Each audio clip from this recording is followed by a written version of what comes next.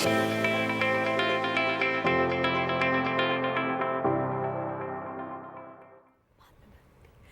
Morning, आप देख रहे हैं सुबह पाकिस्तान। मैं हूं सलमा कौसर और मैं हूं हाफिज नजमुस साकिब। उम्मीद करता हूं आप लोग खैरियत से होंगे, जहां पर भी होंगे खुशबाश होंगे। कल मौसम तब्दील हुआ इस्लामाबाद का, और फिर उसके बाद अब ये नवीद सुनाई जा रही है कि आगे भी मौसम की तब्दीली बहुत अच्छी सूरत हाल में तब्दील होने वाली है। नहीं, अर्बन फ्लडिंग का खतरा भी है, थोड़ा सा खतरनाक भी। कल से इस्लामाबाद की पहले हम लोग जिक्र करते हैं और फिर उसके बाद पूरे मुल्क का आहिस्ता आहिस्ता जिक्र करते हैं। पहले इस्लामाबाद में सिचुएशन ये, कल सारा दिन हल्के हल्के बादल और सूरज आंख मचोली चलती रही उनकी, और फिर शाम में बाकायदा तौर पर बहुत तेज़ बारिश हुई है। कहीं कहीं जगहों पर तो इस्लामाबाद रावलपिंडी में बहुत तेज़, और कहीं पर हल्की हल्की बूंदाबांदी का सिलसिला चलता रहा है, जिससे मौसम खुशगवार हो गया और रात को ठंड महसूस होती थी। और अब आज से ये प्रेडिक्ट किया जा रहा है, अभी तो सुबह धूप है लेकिन आगे ये प्रेडिक्ट किया जा रहा है कि बारिशों का सिलसिला तकरीबन एक हफ्ते का स्पेल शुरू होने वाला है इस्लामाबाद में। तो ज़रा एहतियात भी करें और ये भी दुआ है कि ये रहमत रहे, जहमत ना रहे। अच्छा, आप अर्बन फ्लडिंग के हवाले से बता रहे थे। अर्बन फ्लडिंग के हवाले से मैं ये बता रही थी कि कुछ इलाकों में ज़्यादा बारिश भी हो सकती है, अर्बन फ्लडिंग का भी खतरा है, तो एहतियात बरतनी है। घर से बाहर निकलते हुए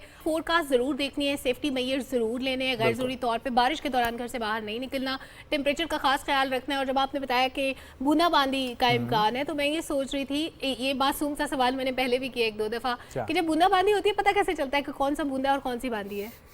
जो छोटा होता है जी, जो बड़ा होता है वो बूंदा होता है, जो छोटी होती है वो बांदी होती है। तो बूंदाबांदी जब होती है, वैसे मैं एक अंदाजा लगा रहा हूँ, इस किस्म के सवालों के जवाब के लिए भी हमें ना एक खुसूसी तौर पर सेगमेंट करने की जरूरत है कि बच्चों वाले सवाल के जवाब देगा कौन, उनको आंसर करने की कब जरूरत है। ये आपका बहुत वैसे लेजिट सवाल है कि बहुत सारे बच्चों के ऐसे सवाल होते हैं छोटे छोटे मासूम से, जो वो पूछते हैं और फिर उनको जवाब नहीं दिया जाता, क्योंकि अम्मा अब्बा को भी किसी ने जवाब नहीं दिया था पिछली दफा। तो ये मसला हल होने की जरूरत है। बहुत सारे वर्ड्स उर्दू में इजाफी होते हैं, जैसे हम कहते हैं रोटी शोटी खा ले, तो रोटी के छोटी क्या होती है? पानी वानी पी लिया है तो पानी तो होता है, से ही क्यों बनता है? नहीं, पानी वानी भी होता है ना, वाव से भी बनता है। तो वो ये वाव वाला, इसका क्या, कुछ वर्ड्स इलॉजिकल होते हैं, जस्ट हमने अपने जुमले कंप्लीट करने के लिए या कुछ इजाफी वर्ब जो है उनको शामिल किया हुआ है, जिनका कोई फायदा नहीं है, कोई मकसद नहीं है, लेकिन आप अपने सोशल मीडिया पे जो चीज़ें कर रहे होते हैं उनका बड़ा फ़ायदा होता है, उनके बड़े मकासद भी होते हैं। खास तौर पे व्हाट्सएप, क्योंकि आप बहुत ज़्यादा यूज़ करते हैं, तो व्हाट्सएप में नए फीचर्स भी आते रहते हैं। और पिछले दिनों हमने आपसे खबर शेयर की थी, अब उसका बाकायदा तौर पे ऐलान किया गया, तो हमने कहा आपके साथ दोबारा शेयर करें। आप एट अ टाइम एक नंबर का व्हाट्सएप जो है वो कई डिवाइसेस पे, यानी मल्टीपल डिवाइसेस पे इस्तेमाल कर सकते हैं। और तमाम सार्फिन के लिए ये फीचर अब मुतारिफ करा दिया गया। इसका ऐलान मेटा की ज़ेर मिल्कियत कंपनी की जानिब से किया गया है। और ये जो मल्टी डिवाइस फीचर है, इसका ऐलान करते हुए ये बताया गया है कि एट अ टाइम ये 4 स्मार्टफोन्स में इस्तेमाल करना मुमकिन है। एक व्हाट्सएप नंबर, एग्जैक्टली एक नंबर 4 डिवाइसेस पे आप इस्तेमाल कर सकते हैं। और आइंदा चंद हफ्तों में तमाम सार्फिन के लिए ये मार्क ज़करबर्ग ने क्या कर दिया, अब इसके बाद क्या क्या जो है ना वो डिजास्टर्स आएंगे लोगों के घरों में। जिस तरीके से हम लोग वो एक आम कहते हैं कि हमारे मर्द हजरात फ़ोन छुपाने की कोशिश करते हैं, और हमारी ये इल्ज़ाम है, ठीक है, इसकी कोई सदाकत नहीं है। देखिए, फोन छुपाने वाली बड़ी आवाज़ कर सकते हैं, नहीं कर सकते, लेकिन हाँ, कुछ लोग फ़ोन छुपाते हैं अपनी फैमिली से, और फिर कुछ लोगों की फैमिलीज जो है वो फ़ोन के अंदर घुसती हैं, जाके चेक करती हैं कि चल क्या रहा है। यानी ये शादीशुदा हजरात के लिए खतरे की घंटी है। ये मार्क ज़करबर्ग ने बड़ा जुल्म किया है उनके साथ, जो बेचारे शादीशुदा है। अगर किसी और डिवाइस पे भी उनका फ़ोन लॉगिन है, वैसे इसका कोई ऐसा भी कोई ना कोई इस फीचर का हिस्सा होगा जिसमें आपको ये पता चल सकेगी कि आपका फ़ोन किसी और डिवाइस पे लॉग्ड इन है, जो कि आपने खुद नहीं किया। देखिए, मैं आपको बताता हूँ ना, अब वाइफ डिमांड करेंगे अपने हस्बैंड से कि आप अगर मेरे साथ लॉयल हैं, तो फिर आपको चाहिए कि आप मेरे फोन में अपना व्हाट्सएप भी ओपन कर दें। जाहिर है आपको क्या मसला होना चाहिए जब आप मेरे साथ लॉयल हैं, आपके बिजनेस के मैसेज में मैं किसी को रिप्लाई नहीं करूंगी। मुझे लगता है कि इसके इस्तेमाल में अब कमी आने वाली है। अगर ऐसी सूरत हाल पेश आई, अगर किसी की बीवी ने फरमाइश कर दी कि मेरे फोन में आप लॉग इन कर लें, तो फिर मेरा ख्याल है मामलात खराब हो जाएंगे। तो इस बारे में ज्यादा लोगों ने सोचना नहीं है। और नजम ने ये बात वैसे डिस्कस करके ना वाइफ्स को रास्ता दिखा दिया है। ये तो खतरा तो आपने पैदा कर दिया, मार्क ज़करबर्ग ने तो सोचा भी नहीं। शाम को काफी लंबी हमारी इस पर डिस्कशन होती रही, इसलिए अब मूव करते हैं हम लोग जी अमेरिका, जहां पर एक खातून है जिनका नाम है लूसी हम्फ्री, और उन खातून के गुर्दों के मर्ज में मुब्तला थी और उनके पास एक कुत्ता भी था। एक दिन क्या हुआ कि डायलिसिस के बावजूद सन 2019 में उन्हें बता दिया गया था कि ट्रांसप्लांट के बगैर अब वो ज़्यादा देर तक नहीं जिंदा रह सकती। तो एक दिन वो साउथ वेल्स में बेरी के करीब तरीन एक कोल्ड नैप ले रही थी, और उनके साथ उनका कुत्ता भी था। अब जब वो सो रही थी तो उनका कुत्ता वहाँ पर आगे पीछे वॉक के लिए निकल गया और उन्होंने एक कपल ढूंढा और उस कपल को वो उनके पास लेकर आया। ये तस्वीर भी आप लोग देख सकती हैं, ये उसी कपल की उनके साथ है, वो जो उनकी डॉनर थी।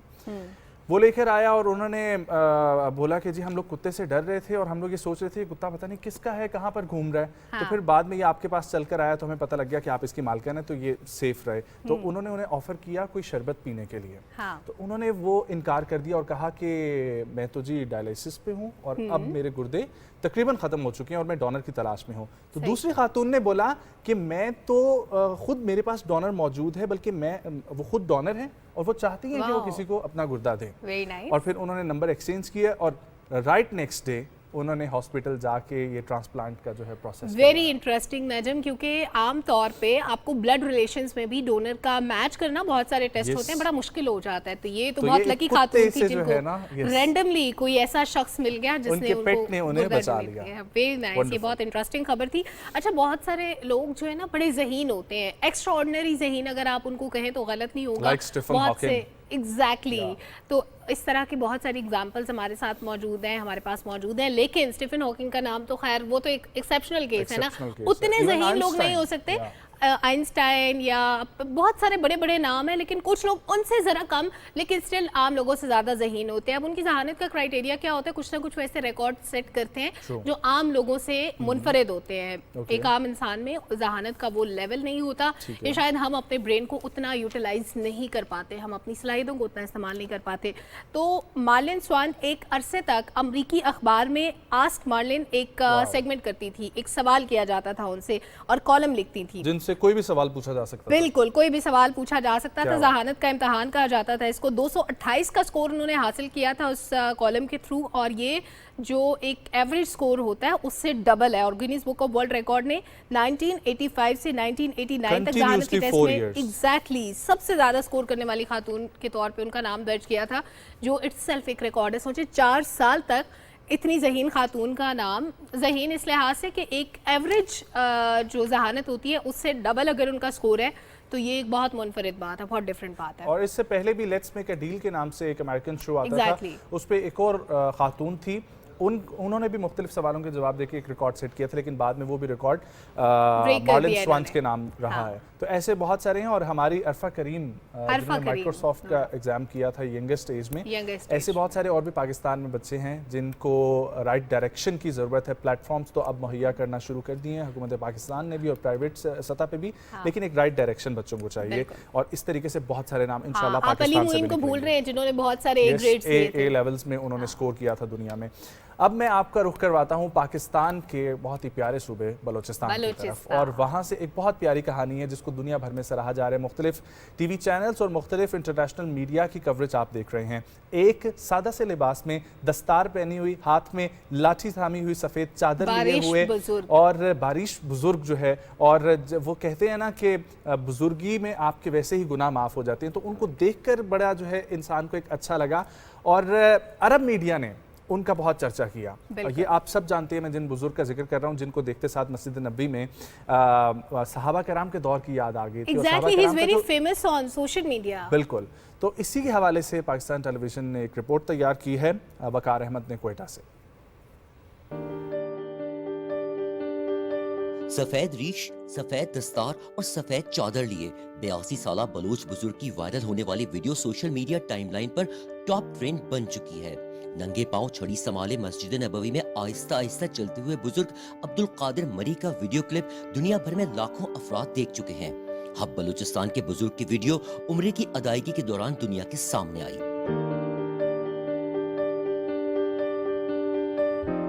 बलोच बुजुर्ग की सादा शख्सियत और अंदाज को देखते हुए अरब सोशल मीडिया अकाउंट्स पर तो अब्दुल कादिर मरी को फरिश्ता भी करार दिया गया।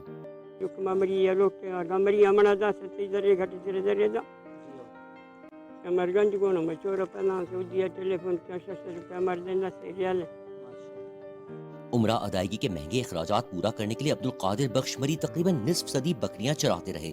दिलचस्प बात यह भी है कि बुजुर्ग बलोच सोशल मीडिया टाइमलाइंस पर वायरल तो हुए, लेकिन खुद इनके पास स्मार्टफोन भी नहीं। ये भी नहीं जानते कि इनकी तस्वीरें और वीडियो किसने अपलोड किए। माशाल्लाह। क्या खूबसूरत रिपोर्ट थी ये, और बड़े दिनों से हम सोशल मीडिया पे इन बुजुर्ग को देख भी रहे हैं। और सबसे अच्छी बात ये है कि इन बुजुर्ग के, जैसा आपने रिपोर्ट में भी देखा कि पहले उन्होंने कुछ पैसे जमा किए, बकरियां चढ़ाते थे, वो बेच के पैसे जमा किए, जाना चाहते थे उम्र की सआदत हासिल करने के लिए, लेकिन हालात कुछ ऐसे थे, फिर कोविड आ गया बीच में, वो नहीं जा सके। अभी जैसे ही फिजिबिलिटी बनी वो गए और इतने पॉपुलर हुए, इतने लोगों ने उनको देखा, क्या इंटरनेशनल मीडिया में, क्या पाकिस्तान में, और अब इनको सऊदी गवर्नमेंट की तरफ से भी ऑफर हुई है हज करने की। और पाकिस्तान में जावेद आफरीदी साहब ने, बहुत से लोग उनको ऑफर कर रहे हैं कि हम आपको हज करवाते हैं, और ये भी बड़ी सआदत की बात है। मैं और नजम ब्रेक में यही कह रहे थे कि बड़ी खुशनसीबी की बात है अगर किसी के हिस्से में इस तरह की कामयाबी आती है, ऐसा बड़ा मौका आता है कि आप अल्लाह ताला के घर की ज़ियारत कर सके। बिल्कुल। अब मैं आपको नजम एक बड़ी इंटरेस्टिंग खबर शेयर करने वाली हूँ जो कि थोड़ी सी मुनफरिद भी है। वो है जनाब, थाईलैंड ने 30 साल में पहली बार एशियन किंग गिद्ध की कामयाबी से अफजाइश की है। और शुमाल मशरकी थाईलैंड में नाखून, रिचा, सीमा चिड़ियाघर ने सुर्ख सरों वाले जो गिद्ध होते हैं उनकी आबादी को बढ़ाने की कोशिशों को एक बड़ी इंपॉर्टेंट, बड़ी अहम पेशरफ्त करार दी है। उसकी वजह ये है कि ये बड़ी नायाब नस्ल है। इससे पहले इस नस्ल के गिद्ध जो हैं वो नहीं होते थे सुर्ख सरों वाले, मतलब होते थे लेकिन उनकी तादाद कम होती गई। तो नायाब नस्ल तभी हो जाती है जब ज़ाहिर उनकी तादाद कम हो जाती है। तो अभी इस पे काम हो रहा है बड़ी तेज़ी के साथ। लेट्स सी कि किस हद तक कामयाबी मिलती है इस नस्ल को प्रिवेंट करने में, क्योंकि ये नस्ल जो है जहाँ पर बहुत सारी टेक्नोलॉजी तरक्की कर रही है, साइंस मुख्तलिफ चीज़ों पे काम कर रही है, तो ऐसे परिंदे या ऐसे जानवर या ऐसी मखलूक जो नायाब हो चुकी है, जिनकी अफजाइश नहीं है, जो इवन ऐसे प्लांट्स, ऐसे दरख्त जो बहुत कम है दुनिया में, तो उनकी ज़्यादा से ज़्यादा अफजाइश होनी चाहिए, ताकि हमें तो बहुत सारी ऐसी चीज़ें हैं जो हमारे बुजुर्गों के दौर में हुआ करती थी जो आज नहीं। अच्छा नज़म, हम हर चीज़ को चाहते हैं कि साइंस प्रिवेंट करे, हम खुद नहीं करते।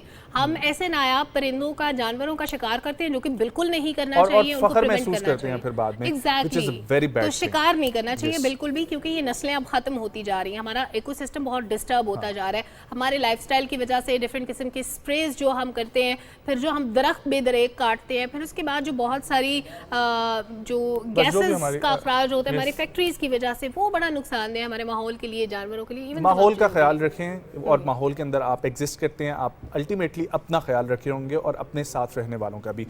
तंजानिया की एक मस्जिद का मैं आपको सफ़र करवाता हूँ जहाँ पर एक वॉल क्लॉक मौजूद है, और उस वॉल क्लॉक की ख़ास बात यह है कि जिस तरीके से हम लोग बोलते हैं ना क्लॉकवाइज एंटी क्लॉकवाइज, तो सारी दुनिया की घड़ियाँ क्लॉकवाइज चलती हैं, लेकिन ये घड़ी की जो टिक टिक है सेकंड्स की जो, वो एंटी क्लॉकवाइज है, लेकिन फिर भी ये वक्त दुरुस्त बताती है। वीडियोस आप लोगों के सामने हैं, और ये वाली जो आप लोगों की घड़ी नजर आ रही है, यस, इसके सेकंड्स जो है वो एंटी क्लॉकवाइज चलती हैं, लेकिन वक्त बिल्कुल दुरुस्त बताती है। और ये बहुत पुरानी मस्जिद है, और इसके अंदर ये वॉल क्लॉक भी बहुत पुरानी लगी हुई है। वैसे क्या मंजर हो नजम, अगर इस मस्जिद को देखने की आप ख्वाहिश करें, आप टिकट खरीदें, तैयारी करें कि आपने जाना है, जहाज आपको रास्ते में छोड़ के चला जाए। बहुत इंटरेस्टिंग खबर आपके पास है इस वक्त। ऐसा हो सकता है ना कि आपने पैसे भी खर्चे, बड़े पैसे लगाए, आपने बड़े अरमानों के साथ आपने अपना ट्रिप प्लान किया, लेकिन हुआ क्या उसके बाद जनाब, जहाज ने आपको छोड़ा और ये जा वो जा हो गया। ये हुआ एक बरतानवी शख्स के साथ, बड़ी इंटरेस्टिंग कहानी है।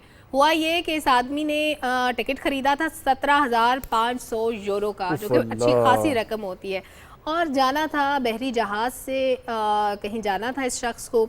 लेकिन क्या हुआ कि फिलिपाइन में छोड़ के दुनिया के सफ़र पे ये जहाज़ निकल गया। इस शहरी की तबीयत ख़राब थी, बेचारा रुका हुआ को मेडिसिन लेने के लिए किसी वजह से, लेकिन वहीं रह गया और अपने तिब्बी मुआयने के लिए रुका था। ये गालिबन हीट स्ट्रोक हुआ था, लेकिन जब वो वापस आया तो बहरी जहाज़ निकल चुका था। समंदर में जहाज़ आखिर कितना इंतज़ार करता, और ये बहरी जहाज़ बहुत बड़ा होता है, इसमें सैकड़ों लोग होते हैं और भी, और क्रूज शिप के अंदर सफ़र करना बहुत ही मुश्किल है। It's very difficult. जब मैंने कल एक स्टोरी देखी कि हमें बड़ा फैसिनेटिंग लगता है कि पानी के अंदर जहाज जा रहा है, लेकिन कहा जाता है, जो मैंने स्टोरी देखी, कि इसका सफ़र जो इसमें अमला सफ़र करते हैं उन्होंने बताया बहुत ख़तरनाक, बड़ा तकलीफदेह होता है, इसमें बहुत ज़्यादा कॉकरोच होते हैं, और बहुत सारे लोग जो इस तवील सफ़र के दौरान इंतकाल कर जाते हैं, उनकी डेड बॉडीज भी इवन इसके निचले हिस्से में पड़ी होती हैं। तो ये बड़ा तकलीफदेह सफ़र होता है। हमारी नेवी जो है, कभी आप उनके किस्से सुने ना तो आपको पता लगेगा कि नेवी में जब सबमरीन्स के अंदर सफ़र किया जाता है, या इवन जो क्रूज शिप्स होते हैं, वहाँ पर वो एक मुल्क से दूसरे मुल्क, या जब इनकी आपस में किसी मुल्क के साथ मशक का सिलसिला भी चल रहा हो, तो उसमें भी यही होता है। इवन खाने के लिए इनके पास 2-3 से ज़्यादा मेन्यू मौजूद नहीं होते, और पूरा एक महीना, 2-2 महीनों की मशकें जो होती हैं उसके अंदर इन्हें वही खाना लेना पड़ता है, वरना पानी बड़ा लिमिटेड इस्तेमाल, वाटर एवरीवेयर, ठीक है, लेकिन not a single drop of water to drink. तो वो वाली सिचुएशन होती है वहाँ पर, क्योंकि खारा पानी होता है और मीठा पानी नहीं होता।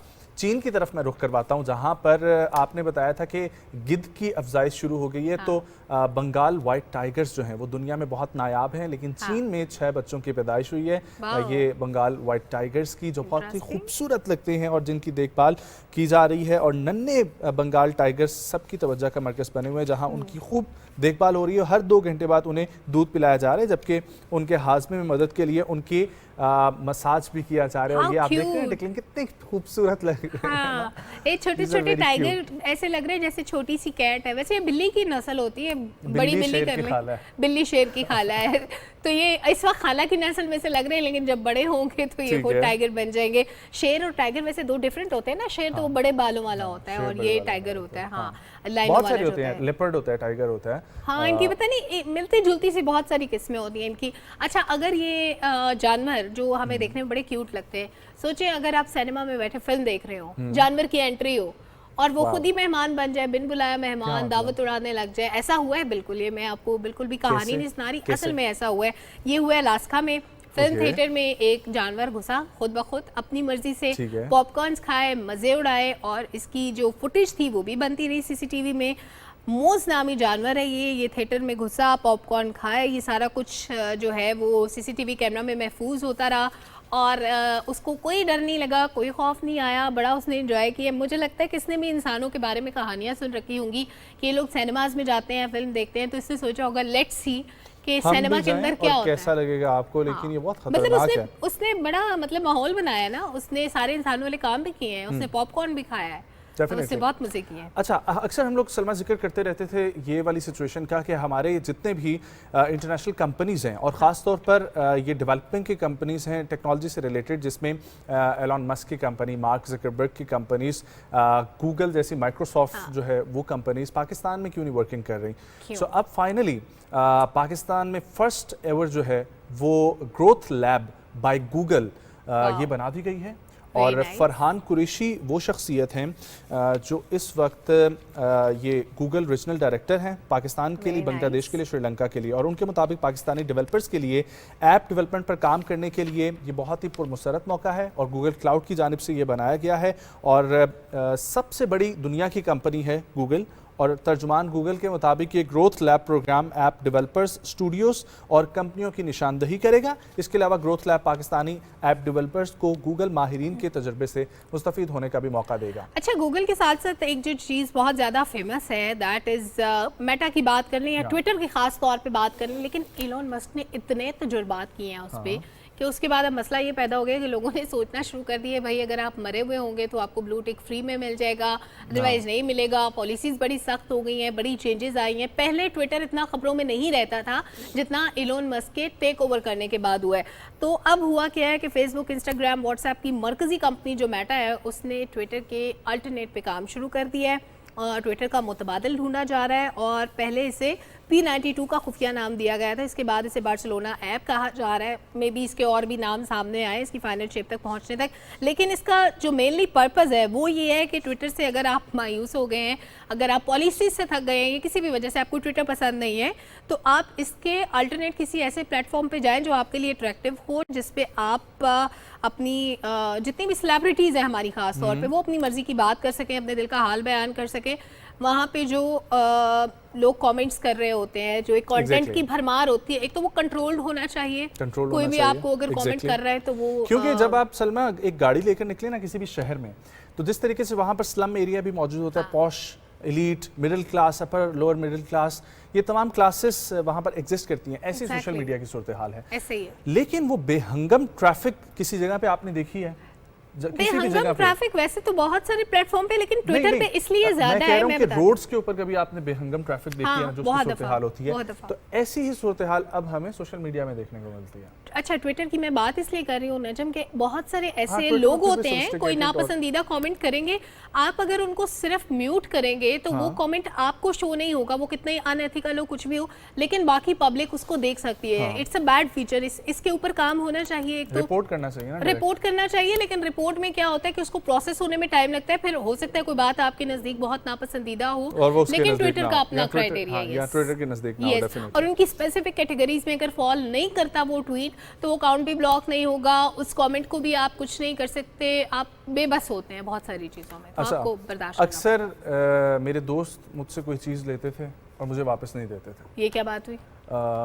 ये भूखे एक दोस्त? नॉर्मल है, यस। लेकिन बस ऐसे दोस्तों को अल्लाह जो है वो खुश रखे। अल्लाह अमेरिका हिदायत में दे। भी ऐसा वाक़या एक पेश आया जहाँ पर एक लाइब्रेरी की किताब वापस करनी थी, ये मुझे बैठे बैठे याद आया, तो मैंने बोला ये भी मैं बताऊँ अपने नाज़रीन को कि कोई चीज़ अगर आप किसी से बोरो करते हैं तो उसको वापस दे दिया करें वक्त के ऊपर, ताकि अगली दफ़ा भी आप किसी से ना कुछ मांगने के लिए वो अपनी शक्ल दिखाने मांगने के वाला काबिल मुंह हो। तो होना चाहिए तो ना कि अमेरिका पहले में भी वापस इसी तरह एक लाइब्रेरी थी जहाँ पर बुक वापस करनी थी 1979 में, सही। 25 जुलाई 1979 को, लेकिन वो वापस 2 दिन पहले किसी बंदे ने चंदे के बॉक्स में डाल फिर के वो book आयत चला गया। दुरुस्त आयत, ये होता है। अच्छा, आपको पता है कि हम लोग अपने बॉर्डर्स को सिक्योर करते हैं बहुत सारी चीज़ों से। देखिए, एक तो गैर कानूनी आमदोरफ्त नहीं होनी चाहिए, लेकिन बॉर्डर्स को सिक्योर करने का एक और पर्पस भी होता है। वहाँ पे स्क्रीनिंग की जाती है, एयरपोर्ट्स पे, बॉर्डर्स पे, हर जगह पे स्क्रीनिंग किस लिए की जाती है, ताकि अब हमारा एक्सपोजर इतना ज़्यादा हो चुका है दुनिया में हर चीज़ के साथ कि कोई बीमारी एक मुल्क से दूसरे मुल्क में ना आ सके, और ख़ास तौर पे ऐसी नायाब बीमारियाँ जो कि फैल जाएं तो उनको कंट्रोल करना मुश्किल हो जाता है। और ऐसी एक बीमारी है मंकी पॉक्स, जिसका एक केस पहला रिपोर्ट हुआ, केस रिपोर्ट, नहायत यस। खतरनाक बीमारी। अब इसके सिम्टम्स क्या होते हैं, किस तरह से होती है, इस पे बात करेंगे, लेकिन उससे पहले हमारे पास एक रिपोर्ट है सदफ अफजल की, तो पहले रिपोर्ट देख लेते हैं। मंकी पॉक्स है क्या? ये बीमारी मंकी पॉक्स नामी वायरस की वजह से होती है। वायरस के ज्यादातर असरात हल्के होते हैं, बाज़-औक़ात चिकन पॉक्स से मिलते जुलते हैं। इस बीमारी की इब्तदाई अलामात में बुखार, सर दर्द, सूजन, कमर में दर्द, पट्ठों में दर्द और आमतौर पर किसी भी चीज का दिल ना चाहना शामिल हैं, जबकि जिस्म पर दाने निकल सकते हैं। इन्फेक्शन आमतौर पर खुद ही खत्म हो जाता है और 14 से 21 दिनों के दरमियान रहता है। एक मुतासरा शख्स कोई अलामात जाहिर किए बगैर वायरस को दूसरों तक फैला सकता है। ये वायरस सांस की नाली या आंखों, नाक या मुंह के जरिए जिस्म में दाखिल हो सकता है। अगर आप में मंकी पॉक्स की अलामात जाहिर हो रही हैं, तो बहुत जरूरी है कि आप बीमारी के मजीद फैलाव को रोकने के लिए फौरी तौर पर तिब्बी इमदाद हासिल करें।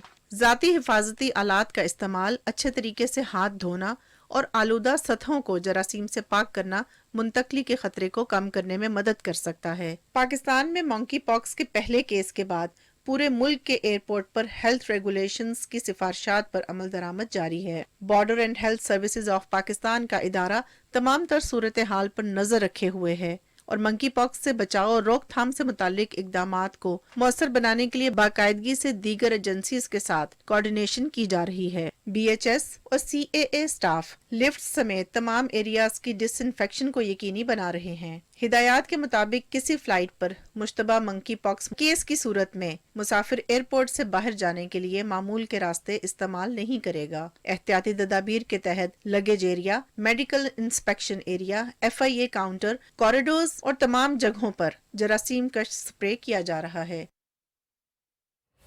मंकी पॉक्स सुनने में तो ऐसा लगता है कि ये मंकीज़ की बीमारी है जो कि इंसानों में मुंतकिल है। और नजम, अभी हम कल परसों ही बात कर रहे थे, डॉक्टर कायद सईद जब हमारे साथ थे, कि बहुत सी बीमारियां, जब हम कहते हैं ना अफ्रीका से ये वायरस फला मुल्क में गया है, फला मुल्क में, उसकी वजह ये है कि उनका जानवरों के साथ बड़ा क्लोज इंटरेक्शन है। तो इंसानों और जानवरों के क्लोज इंटरेक्शन की वजह से बहुत सारे ऐसे वायरसेस और बीमारियां इंसानों में मुंतकिल हुई, जिसके लिए वैक्सीन पे भी काम हो रहा है। लेकिन कहते हैं कि प्रिवेंशन इलाज से बेहतर है। अगर आप एहतियाती तदाबीर इख्तियार करें तो इलाज और फिर उसकी तकलीफ जो सारे मरहले के दौरान होती है उससे बचा जा सकता है। तो मंकी पॉक्स का जहाँ तक ताल्लुक है, ये बीमारी असल में है क्या? क्योंकि ये नया वर्ड है हमारे लिए, नई बीमारी है, इसके बारे में आगाही बहुत लोगों को नहीं होती, इसके सिम्टम्स क्या हो सकते हैं, इसका इलाज कैसे किया जाए। तो हमने सोचा कि इस पे आज हमें किसी एक्सपर्ट से बात करने की जरूरत है। इस पर भी हम लोग बात करते हैं। और इसके अलावा भी वायरल इन्फेक्शन का सिलसिला, और ख़ास तौर में बच्चों से सिलसिला जब चल रहा होता है तो बहुत ज़्यादा माँ बाप को भी तकलीफ होती है, और बच्चों की इंटरेक्शन फिर बुज़ुर्गों के साथ भी और घर के फैमिली मेम्बर के हर एज के ग्रुप के साथ होती है। बच्चे बाहर भी जा रहे हैं, इंटरेक्शन उनकी दूसरे बच्चों के साथ भी है, तो बहुत ज़्यादा मुंतकिल होने का भी ये खतरा होता है, खदशा होता है।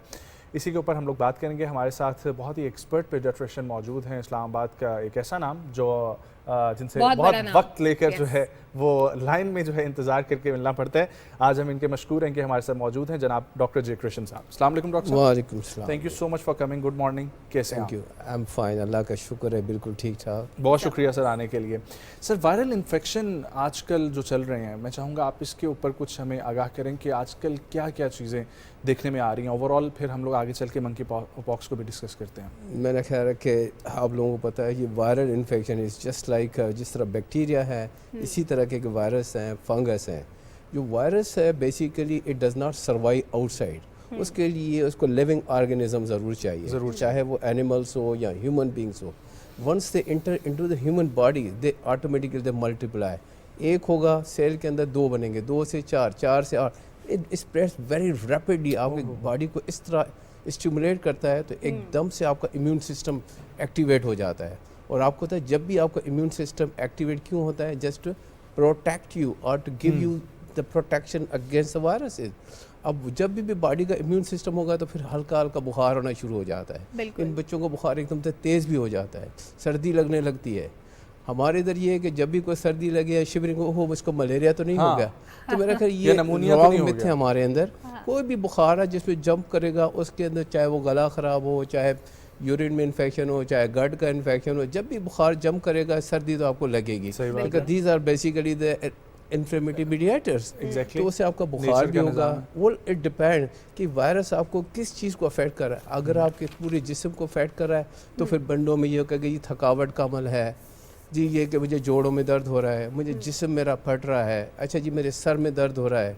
किन किन बंजों को आंखों से पानी आना शुरू हो जाता है, आंखें लाल हो जाती हैं, किन का मुंह पक जाता है, अंदर जी दाने बन गए हैं, किन को रैशेस आ जाते हैं, किन को जनाब यरकान हो जाता है। सो इट डिपेंड कि वो कौन सा वायरस है और वो कौन से आपके आर्गन को इफेक्ट कर रहा है। बिल्कुल। तो जिस तरह आप हेपेटाइटिस की बात करें, जो वायरस आपको तो जाएगा अगर आपने कहीं से ऐसा पानी पी लिया जो कि बॉयल्ड नहीं है, कंटामिनेटेड है, या कहीं से बाहर से आपने वेंडर से खाना खा लिया जिसमें हेपेटाइटिस ए है, तो वो आपके जीआई में जाएगा और ऑटोमेटिकली स्टार्ट अफेक्टिंग के आपके जिगर को जाके। डॉक्टर साहब ये जो आपने हेपेटाइटिस का जिक्र किया, हेपेटाइटिस इस तरीके से भी नॉर्मली ये आपने मुझे भी बताया तो मैं बड़ा हैरान हुआ कि पानी किसी जगह का इस्तेमाल करने से, पीने से, और दूसरी तरफ खाना कहीं का खाने से ये जो देखें हेपेटाइटिस जिस तरह ए है और I am talking about the E, ये दोनों वाटर बॉन्ड्स हैं। जिस तरह हेपेटाइटिस बी और सी है, ये आपका खून के इंतकाल से हो सकता है, इंजेक्टेबल अगर ट्रांसफर करें, किसी को ब्लड ट्रांसफ्यूजन लग जाए, उनको हेपेटाइटिस बी वायरस इनके अंदर हो तो उससे ये इफेक्ट हो सकता है। लेकिन जो ए और ई है वो कहीं से आपने ऐसा खाना खाया,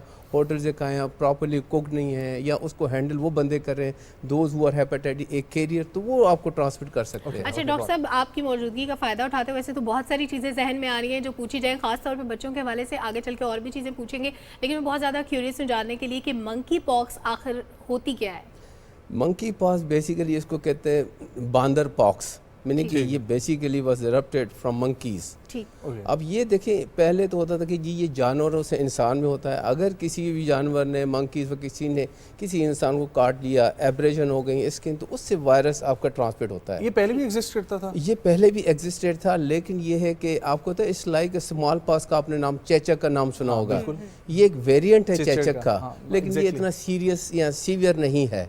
जिस तरह चेचक में आपने देखा होगा कि लोगों को जब दाने उतारते निशान पड़ जाते जो कभी ख़त्म नहीं होते थे, लेकिन कम से कम इनके जो निशानात है वो यूजुअली 2 से 4 हफ्ते लगने के बाद खुद ब खुद बेहतर होना शुरू हो जाते हैं। क्या होते हैं, कैसे पता? इनके सिम्टम्स भी इसी तरह हर वायरल इन्फेक्शन जैसे बुखार होना, उसके साथ ठंड लगना, जिस्म में से जान निकल जाना कि थकावट है, सर में दर्द होना, किन के बंदों को फ्लू हो सकता है, और फिर आस्ते आस्ते 2 से 3 दिन के बाद लोग देखेंगे यार मुझे जिस्म पे ये लाल निशान से पड़ रहे हैं। पहले तो वो बड़े हल्के से निशान होते हैं, आप समझते यार पता नहीं किसी मच्छर ने तो नहीं काट दिया, किसी बग ने तो काट लिया। फिर 2 दिन के बाद वो जो निशान होता है जो लाल, वो आस्ते आस्ते बढ़ना शुरू हो जाए, बम्प्स बन जाते हैं। फिर 2 से 3 दिन के बाद फिर उसमें पानी भरना शुरू हो जाए, हम कहते हैं कि यार इसमें वेजिकल्स हो गए हैं। फिर वही वेजिकल फिर उसमें पस पड़ जाए, हम कहते हैं ये पस के दाने पड़ गए हैं। फिर 5वीं स्टेज होती है जब वो पस के दाने ऑटोमेटिकली खुद ब खुद ठीक होना शुरू हो जाते हैं, उस पर क्रस्टिंग आ जाती है। आपने जिस तरह चिकन पॉक्स सुना होगा, उसमें भी बच्चों को 2 से 3 दिन पहले बुखार होता है, फिर ऑटोमेटिकली वो दाने बन जाते हैं। तो लोग कहते हैं कि डॉक्टर साहब ये कहीं चिकन पॉक्स तो नहीं है, क्या ये मंकी पॉक्स है? तो यस, उसको डिफ्रेंशिएट करने का तरीका यही है कि अगर आप किसी ऐसे बंदे के साथ कांटेक्ट हुए हुए रिसेंटली ट्रैवल्ड फ्रॉम आउटसाइड, जैसे अभी आपने रिसेंटली 2 केसेस देखे होंगे, दोज हुए ट्रैवल फ्रॉम दुबई, ओके, और उनको फिर इधर आके पता लगा जी 1 case was detected in Islamabad, second was in Karachi, तो पता लगा कि जी दे दोज ट्रैवल्ड। तो अब जे हमें जब पता लग गया तो वी आर वेरी केयरफुल कि जी एयरपोर्ट पे कोई भी बंदा उतर जाए जिसमें सस्पिशियस है तो उनको स्क्रीनिंग होनी चाहिए, उनका रास्ता चेंज करें, उनको दूसरे लोगों के साथ मिंगल न करें। Yes, it's contagious. इसमें यही है कि जी अगर आप मुझे अगर मंकी पॉक्स से मैंने किसी से हाथ मिलाया, हमारे एयरपोर्ट पे कोई बंदा बाहर से उनको जी हक करना शुरू कर दिया, किस करना शुरू कर दिया, अब पता लगा कि जी उसको भी वायरस इंक्यूबेशन पीरियड में, कि उसके दाने नहीं आए लेकिन ही इज इन्फेक्शियस, तो वो तो इन्फेक्ट करेगा। ठीक है, तो उनको कहेंगे जैसे भी आप निकलते हैं जहाँ से अपने हाथ हैंड सैनिटाइज करें, ठीक है, बाहर रहें तो किसी चीज़ों को टच ना करें ताकि लोग उसको टच ना करें। डॉक्टर साहब, मंकी पॉक्स में पेशेंट की कंडीशन क्या होती है? ये स्टार्ट से कैसे म्यूटेट करता जाता है बॉडी? वो देखें, जिस तरह मैंने कहा कि जी वायरस जैसे गया उसने मल्टीप्लाई करना है, 2 से 4, 4 से जितना लोड बढ़ता जाएगा उतना इम्यून सिस्टम होगा। जिस तरह मैंने बताया कि हल्का सा बुखार है, फ्लू है, जिसमें दर्द है, जोड़ों में दर्द है और फिर ये दाने निकलना शुरू हो जाते हैं, they usually affect your face, chest, arms और हाथों और पैरों पे।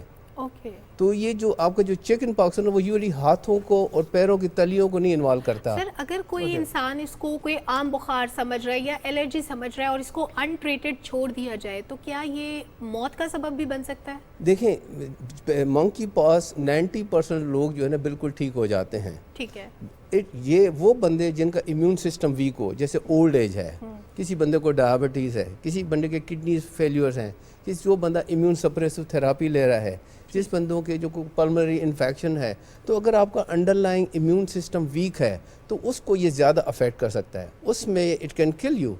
बट यूजुअली 90 to 95% ये खुद ब खुद ठीक हो जाते हैं। हमने उस बंदे को तो प्रोटेक्ट करना है, लेकिन हमने उसको स्प्रेड होने से बचाना है। उसका कि जी आप अपने घर में रहें, लोगों से कांटेक्ट कम रखें, ठीक है, हाथ अपने हाथ साफ रखें, डेली उनकी बेडिंग है, पिलो कवर्स हैं, टॉवल्स हैं, वो चेंज होने चाहिए, उनको अच्छी तरह आप गर्म पानी में धो दें, धूप में सुखा दें, ताकि वायरस अपना टाइम लेके ही विल डाई। ठीक है, तो बाकी जो उसके जो सिम्टम्स है, जी बुखार है तो उसके लिए आप उसको पैरासीटामोल दे सकते हैं, इट्स अ सिम्प्टोमेटिक ट्रीटमेंट। जिसमें दर्द है आप पैरासीटामोल दे सकते हैं, बुखार है आप पैरासीटामोल, खाना पीना कम, कोविड के जो सिम्टम है उसकी एग्जैक्टली। जिस तरह अब मेरे भूख नहीं लग रही तो हम उसको कहेंगे यार इसको कम से कम फ्लूइड दे दें, जूसेस दे दें, फल दे दें, जो वो खाता है, क्योंकि उससे भूख भी उड़ जाती है, तो कम से कम हमने उसकी न्यूट्रिशन बेहतर करनी है। वर्स्ट कंडीशन क्या हो सकती है मंकी पॉक्स? वर्स्ट सिचुएशन में ये है कि आपका इम्यून सिस्टम अगर वीक है, it can damage your lungs, skin में सेकेंडरी इन्फेक्शन हो जाए, it can go into different organs, ये आपके जीआई को अफेक्ट कर सकता है, डॉक्टर हार्ट को। आपके इस पे पॉइंट ऑफ व्यू क्या है? कहा जाता है पाकिस्तान के जो हमारा ये खित्ता है, खासतौर पर पाकिस्तानियों के बारे में कहा जाता है कि हमारा इम्यून सिस्टम स्ट्रांग है। वेल देखें, हमारा सिस्टम मुझे इसलिए, हमारा इम्यून सिस्टम इसलिए अच्छा है कि देखें हमारे बच्चों को जब बचपन में हम होते थे हमें कहा जाता कि जाओ बस गेमें खेलो, जनाब गिल्ली डंडा खेल रहे हैं, जनाब कंचे खेल रहे हैं, पतंगे उड़ा रहे हैं, तो इतने अच्छा हर वायरस इनफेक्ट देखें, there are billions of viruses. हर वायरस जब आपके अंदर आएगा तो आपके इम्यून सिस्टम को बूस्ट अप करेगा। अगर दूसरी दवा वही इन्फेक्शन होगा तो you can protect against the viruses. Sir, age factor कितना मैटर करता है? बड़ी अच्छी बात की है, क्योंकि जितना बच्चा छोटा उसका इम्यून सिस्टम वीक होता है, फिर जितना बंदा बड़ा होता है ओल्ड एज में उसका इम्यून सिस्टम वीक होना शुरू हो जाता है। सिर्फ जो दरमियान का जो है 5 इयर्स के बाद जब आपका इम्यून सिस्टम वेल डेवलप होता है तो वो आपको प्रोटेक्ट कर सकते। जिस तरह आपने देखा है जी वायरल इन्फेक्शन है, फ्लू है, रानी नोज, ये आपने देखा कि उम्र 2-2.5 साल वाले बच्चों को बहुत ज़्यादा अफेक्ट करता है। लेकिन जैसे जैसे बच्चा बड़ा होना शुरू हो जाता है, फिर माँ कहती है कि डॉक्टर साहब जब से इसने स्कूल में जाना किया ये तो अजाब है, हर दूसरे हफ्ते बीमार, तो उनको कि परेशान न हो। आज इवन मेरी बहू मुझे आज थी, बाबा ये जो है, ये जो छोटा है इसको ये क्या बात है, हर दूसरे तीसरे दफा इसको बुखार हो जाता है। मैं क्या ये वायरल इन्फेक्शन, कैसा वायरल इन्फेक्शन? मैंने कहा there are millions of viral infection. तो वो अपना टाइम लेके ठीक होंगे। देखें वही बच्चा अगर फ्लू वाला इसको आप स्कूल भेजेंगे, इफ़ ही स्टार्ट काफिंग, उसके साथ जितने भी दोस्त हैं ही विल पिक, वो बच्चा घर जाएगा उसको हो जाएगा। तो लेकिन ये है कि this is the natural way of acquiring the immunity. तो ये अगर आप बच्चे को जितना एक्सपोज करेंगे उतना उसका इम्यून सिस्टम स्ट्रांग होगा। सर कुछ लोग जो ज्यादा ख्याल रखते हैं अपनी डाइट का भी, लाइफस्टाइल का भी, सफाई सुथराई का भी, वो उनको सबसे हम देखते हैं ज्यादा। बीमार भी ज्यादा होते हैं। क्या यही Even वजह होती है COVID कि उनके cases। एक्सपोजर ही नहीं होता वायरस के साथ? एग्जैक्टली तो यही तुम कहता सकेंगे बच्चे को आप एक्सपोज करें, ये ना कहते हैं कि उसको बहुत गंदी जगह ले जाएं, ये ठीक है उसको पार्क में ले जाएं, जू में ले जाएं, मार्केट्स में ले जाएं, हर जगह जाएं ताकि वो एक्सपोज हो। एक्सपोज उसकी होगा तो immunity उसको ऑटोमेटिक जितने वायरस लगे उसका इम्यून सिस्टम स्ट्रांग होगा। अब आप देखें कि अगर अब के जो बच्चे वो बहुत ज़्यादा जल्दी बीमार होते हैं कि दे आर पैम्पर्ड चाइल्ड, उसको कि जी इसको डॉक्टर साहब ने कहा कि जी इसको मार्केट नहीं ले जाना, डॉक्टर साहब ने कहा इसको किसी एग्जीबिशन में नहीं ले जाना, डॉक्टर साहब ने कहा इसको शादी हाल में ले जाना, वो बेचारा कहाँ जाएगा? तो जब तक उसका दूसरे बच्चों एक्सपोजर के साथ नहीं नहीं खेलने देते। तो उसका एक्सपोजर नहीं होगा, उसका इम्यून सिस्टम कैसे ठीक हो सकता है? हाँ। ओके, और इम्यून सिस्टम की जब आपने जिक्र किया, बुजुर्गों के लिए मैं पूछना चाहूँगा कि बच्चों का तो आपने बता दिया और उन्हें तो आगे ग्रो करते जाना है, लेकिन बुजुर्ग आहिस्ता आहिस्ता उम्र ढलती जा रही होती है, तो उनके लिए क्या प्रैक्टिस? उनका भी यही है कि आंखें देखें, अब जिससे हमारे काफ़ी वायरसेस हैं उनके खिलाफ तो आपको पता है कोई भी वैक्सीन नहीं है। हाँ, नहीं। लेकिन ये है कि काफ़ी ऐसे वायरस है जिनके खिलाफ वैक्सीन है, तो हम तो ये कहते हैं कि जी हर बंदे को वैक्सीन लगवाएं, इवन चाहे जो बूढ़े भी होते हैं उनको भी इन्फ्लुएंजा वायरस कोई हो गर्मियों सकता की है। वैक्सीन होती हैं ये जिस तरह फ्लू वैक्सीन है ठीक है। उससे Exactly. आप बड़ों को भी लगा सकते हैं, बच्चों को भी लगा सर shots फ्लू तो सर वैक्सीन है। के लिए लोग कहते हैं कि फ्लू शॉट्स एक सर्टेन टाइम में लगवाने चाहिए, गालिबन अक्टूबर में, ताकि उसके बाद सर्दियां स्टार्ट हो हाँ, रही थी इफेक्टिव हो। मैं यही तो पूछ- क्या सर्टेन टाइम के अलावा नहीं लगवा सकते? देखें आप लगवा सकते हैं, लेकिन हम कहते हैं कि जी अक्टूबर नवंबर ऐसा एरिया है जहाँ पर आपकी ठंड पीक पे होती है, ठीक है। जहाँ आप, और रेनी सीजन, ये दो टफ सीजन है जहाँ आपका वायरल इन्फेक्शन एकदम से ग्रो करता है, वो आप लगवा सकते हैं। और लेकिन ये हम कहते हैं कि जी अक्टूबर नवंबर में इसलिए लेते हैं कि हर साल आपका जो वायरस ये म्यूटेट करता है, तो हर साल नई वैक्सीन बनती है उस वायरस के म्यूटेंट के अलग, जो अब कौन सा सीरोटाइप है, अब जो अगर फ्लू का 10 साल पुराना फ्लू का वैक्सीन है वो अब वो पैसा काम नहीं लेगा। करेगा, क्योंकि वो वायरस म्यूटेट कर चुका, उसने अपनी शेप चेंज कर ली है।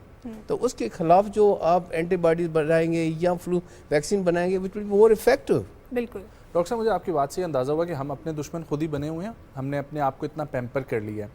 तो मैं चाहूँगा इसके ऊपर भी आप बताइएगा कि गर्मियों के अंदर बहुत ज़्यादा एक्सेसिव यूज़ ऑफ एसी, हर जगह पर एसी, आपके ट्रैवलिंग में, आपके घर में, ऑफिस में, जो स्वेटिंग से हमारी बीमारियां हल होती हैं, उनके बारे में भी देखें ऐसी देखें दोज हु कैन अफोर्ड, मैं तो कहता हूँ ठीक है, लेकिन ये कि देखें आधा घंटा 1 घंटा जब आपको लगा इस क्वाइट कूजी तो फिर आप उसको बंद कर दें।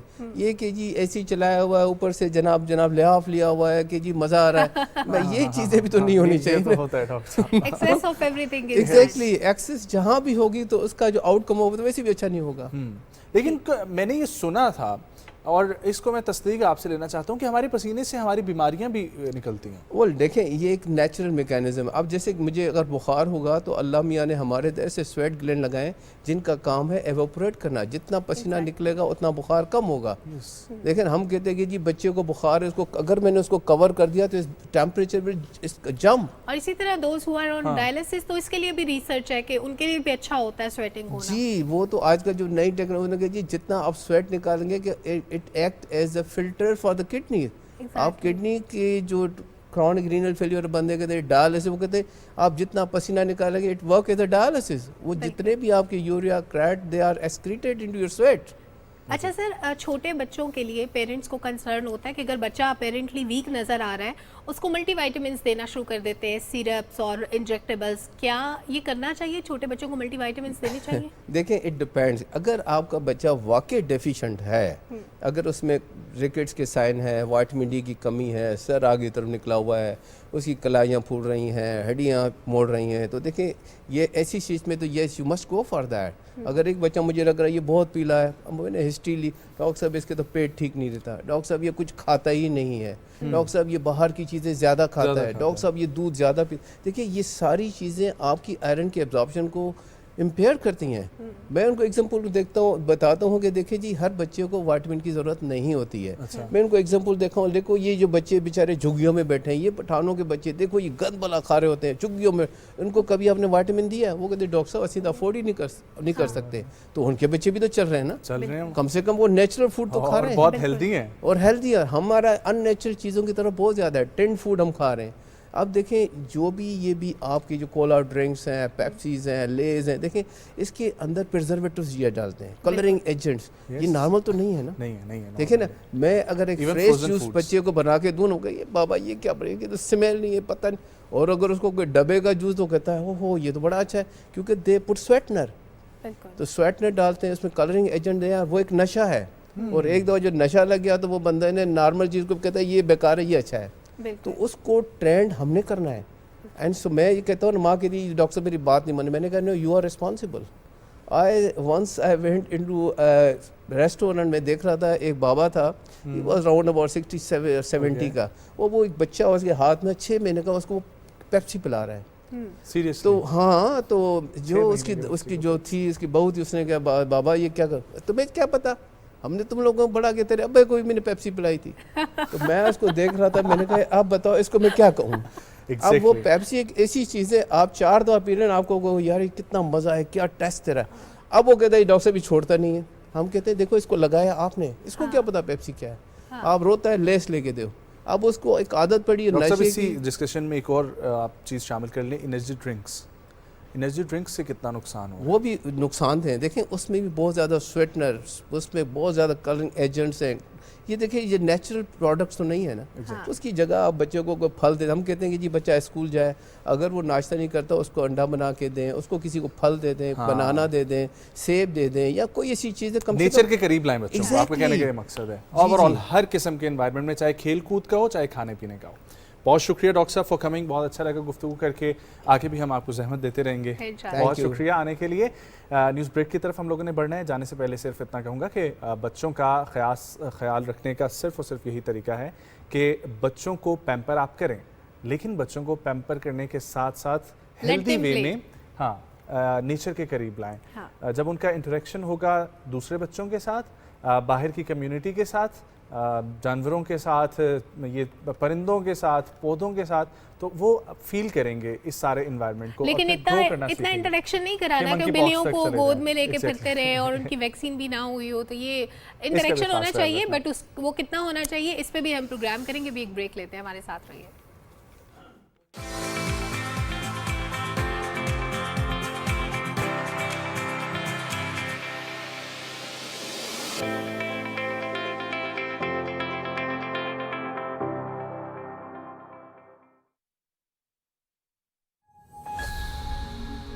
आप यहाँ क्यों आई? रहने के लिए, अगर घर बच गया। वैसे दिन में आप कितने गमले तोड़ते हैं? मैं रिपोर्ट करने जा रहा हूँ। पुलिस में? अरे वाह, सिर्फ एक कमरा ही तो ज्यादा झाड़ना पड़ गया, बाथरूम तो है ही एक।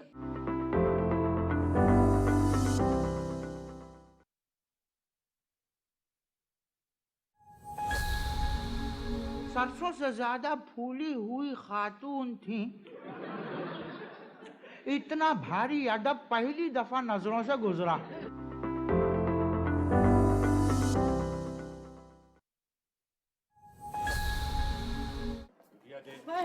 क्या रुपया दे। साईं जी, पहले आप एक दुआ मांगे, मामा जी को मिल जाए। रुपया दे। देती हूँ, डराते क्यों हूँ? दे रही हूँ रुपया, हाथ नीचे रखो।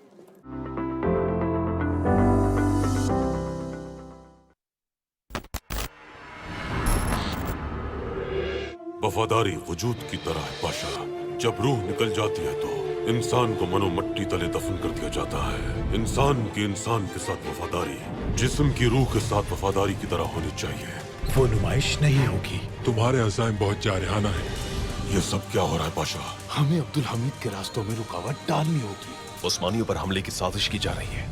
या तो अहमद पाशा साइबेरिया जाएंगे, या फिर हजारों किरिम तुर्क। अगर अहमद पाशा भी गद्दार है तो फिर कौन गद्दार नहीं है? अहमद पाशा को जिला वतन नहीं करेंगे आप, किरिम का निगरान बनाएंगे। अहमद पाशा गद्दारी कैसे कर सकते हैं? वफादार लोग तलाश करना बहुत मुश्किल होता है। बाबा ने अपना घर बदतरीन दुश्मन को दे रखा है। तुम एक शैतान हो। हमारी इजाजत के बगैर ऐसा कैसे हो सकता है? जोरिस और गुलियेव के लिए ये आखिरी हथियार होंगे जो वो देख पाएंगे पाशा। हमारे पास हर चीज के लिए एक मंसूबा है। चाचा बग्गी में वो भी है। कौन? जोरिस और लार्स। तो ठीक है फिर।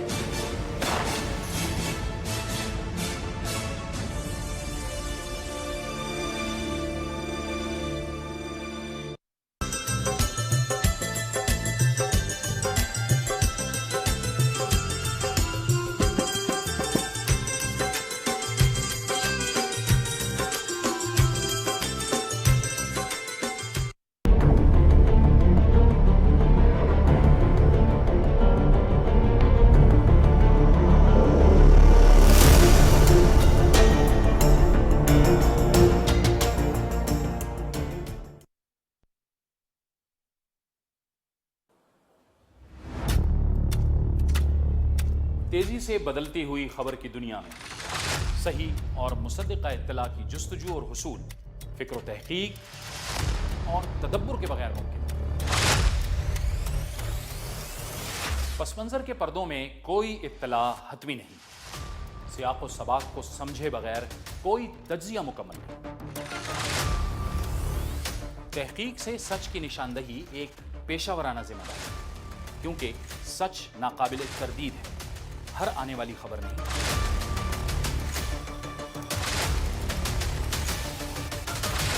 हर मोतबर खबर सच के साथ।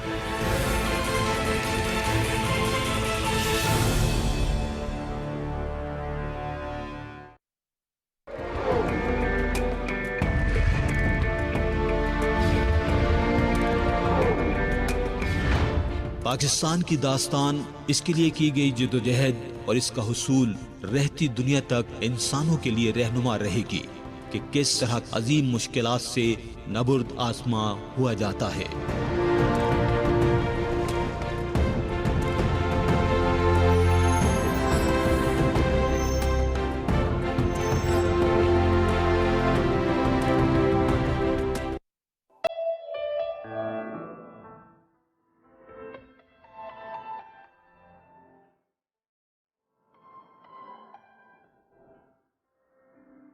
निगाहे इसको मस्ती में वही यव्वल, वही आखिर, वही कुरान, वही फुरकान, वही यासीन, वही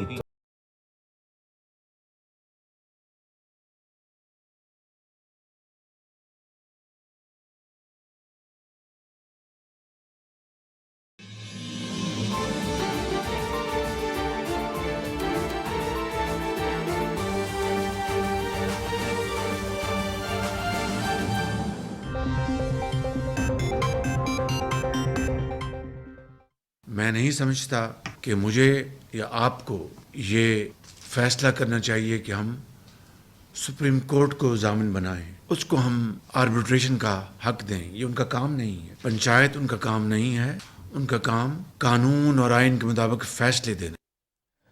हुकूमती इत्तेहादी जमातों का इजलास, पार्लियामेंट के साथ खड़े रहने का अज़्म। मुल्क के वसीतर मफाद को मद्देनजर रखते हुए मुज़ाकिरात का रास्ता अपनाया जा सकता है। सुप्रीम कोर्ट का काम सालिसी और पंचायत नहीं, आइन और कानून के मुताबिक फैसले करना है। पार्लियामान के फैसलों का एहतराम किया जाना चाहिए। इंतखाबात के हवाले से मामला पार्लियामेंट ने हल करना है। 13 अगस्त को पार्लियामान की मुद्दत ख़त्म होनी है। इत्तेहादी जमातें इस बात पर मुत्तफ़िक हैं कि आम इंतखाबात मुकर्ररा वक्त पर ही होंगे। वज़ीर आज़म मोहम्मद शहबाज शरीफ का इजलास से खिताब।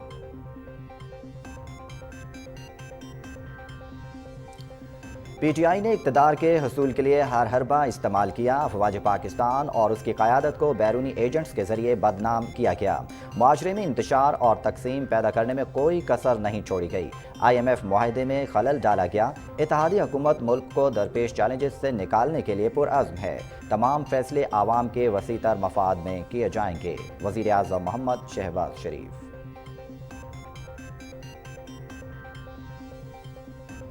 विफाकी काबीना का इजलास, पंजाब और खैबर पख्तूनख्वा में इंतखाबात के लिए इलेक्शन कमीशन को 21 अरब रुपए की फराहमी से मुतालिक वजारत खजाना की समरी पार्लियामेंट को रेफर। इलेक्ट्रिक बाइक्स और इलेक्ट्रिक रिक्शों के हवाले से फाइनेंसिंग की मंजूरी। 5 लाख रुपए का कर्जा प्राइम मिनिस्टर यूथ स्कीम के जरिए बगैर किसी मार्कअप के मिलेगा। सिटी पुलिस स्टेशन सवात वाक़े में कीमती जानी नुकसान पर अफसोस का इजहार। तहकीकात में विफाकी हुकूमत का नुमाइंदा शामिल करने की हिदायत।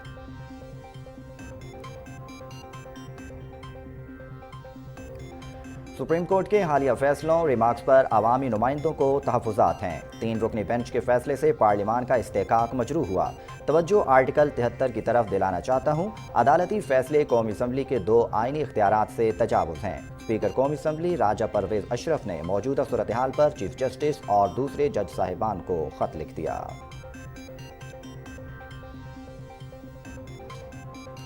हुक्मरान इत्तेहाद और PTI के दरमियान राबितों में बड़ा ब्रेक थ्रू। वज़ीर कानून आज़म नज़ीर तारर और ख्वाजा साद रफ़ीक का चेयरमैन सैनेट सादिक संजरानी से राबिता।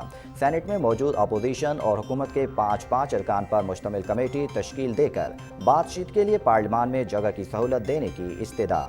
हुकूमती तजवीज़ पर सादिक संजरानी का PTI असद उमर और डॉक्टर शहजाद वसीम से राबिता।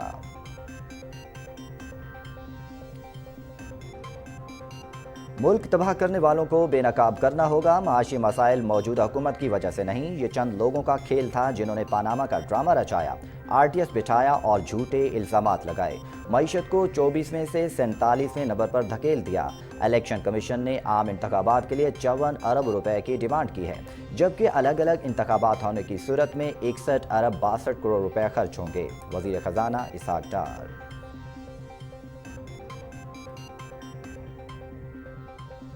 पंजाब और KP के असम्बली को एक शख्स की अना की भीड़ चढ़ाया गया। बजट या माली मामलात की मंजूरी का इख्तियार पार्लियामेंट के पास है।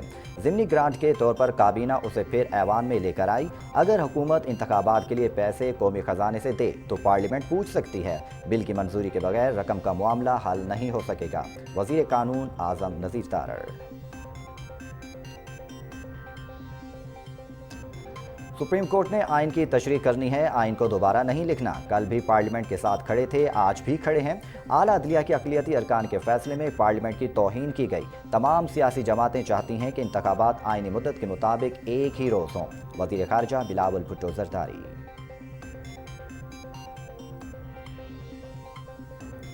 पार्लियामेंट और अदलिया का टकराव नहीं चाहते। हर इदारा अपनी आईनी हदूद में रहकर काम करे। कोई शख्स पार्लियामेंट को डिक्टेशन नहीं दे सकता। पार्लियामेंट के दायरे इख्तियार में मुदाखलत की गई तो आईनी हदूद में रहते हुए दिफा करेंगे। वज़ीर दिफा ख्वाजा मोहम्मद आसिफ।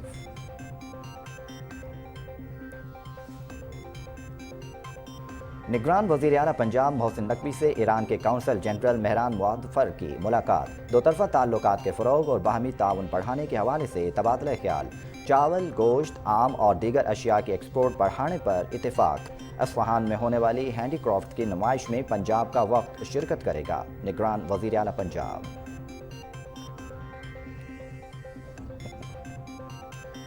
रोमानिया के डैमन शिप यार्ड में तकरीब। पाकिस्तान के लिए दूसरे जदीद तरीन और टेक्नोलॉजी से लैस जंगी बहरी जहाज़ की तामीर का आगाज़। जहाज़ की शमूलियत से मैरीटाइम सिक्योरिटी के लिए पाक बहरिया की सलाहियतों में मज़ीद इजाफा होगा। तर्जुमान पाक बहरिया।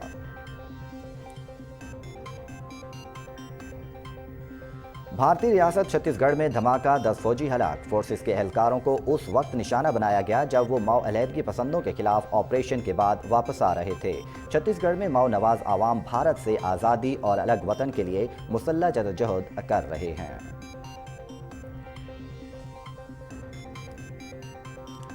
इस्लामाबाद, रावलपिंडी समेत मुल्क के बाज़ इलाकों में बारिश। 28 अप्रैल से 7 मई के दौरान कहीं हल्की और कहीं तेज़ बारिश की पेशगोई। पंजाब, सिंध और खैबर पख्तूनख्वा के अक्सर इलाकों में मूसलाधार बारिश और यालाबारी का इम्कान। अर्बन फ्लडिंग का खदशा।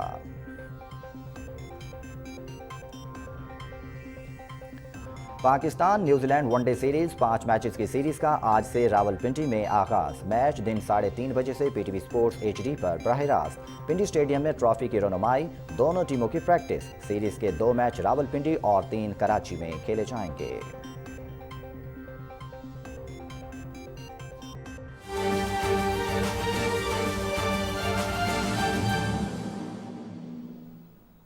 बिस्मिल्लाहिर्रहमानिर्रहीम, अस्सलाम वालेकुम। पाकिस्तान टेलीविजन न्यूज़ के साथ मैं हूं ज़िया आफ्ताब। हेडलाइंस आपने जानी, मज़ीद खबरों और अपडेट्स के लिए देखते रहिए पाकिस्तान टेलीविजन न्यूज़।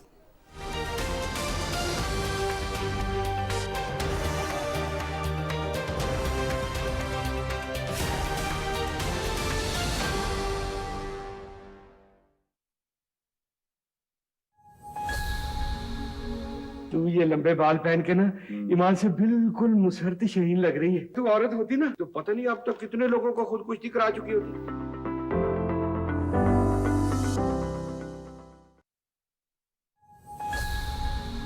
क्या ये सही है हसन कि आपकी बेगम भी खवातीन की हॉकी की प्लेयर रह चुकी हैं? हाँ, थोड़ा बहुत तो खेलती रही हैं जरूर। ग्राउंड में भी हॉकियाँ, घर में भी हॉकियाँ।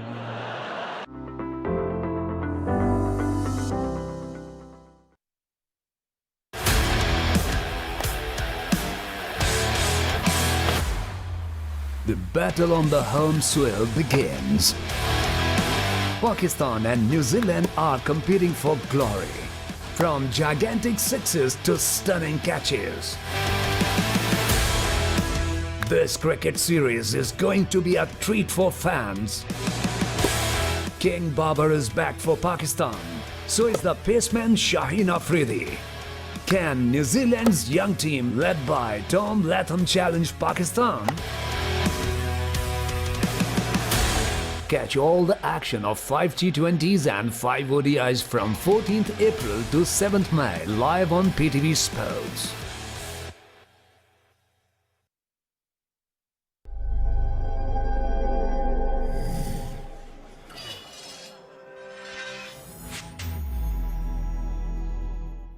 तवानाई बचाएं, मईशत बचाएं, एनर्जी बचाएं।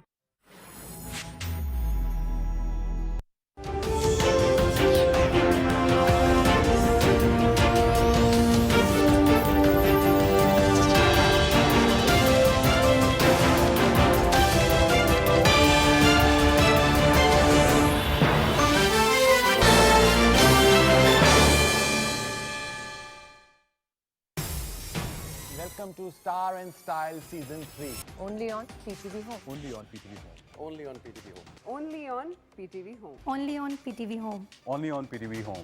Only on PTV Home. Only on PTV Home. देखना मत भूलिएगा। सितारों का जहां।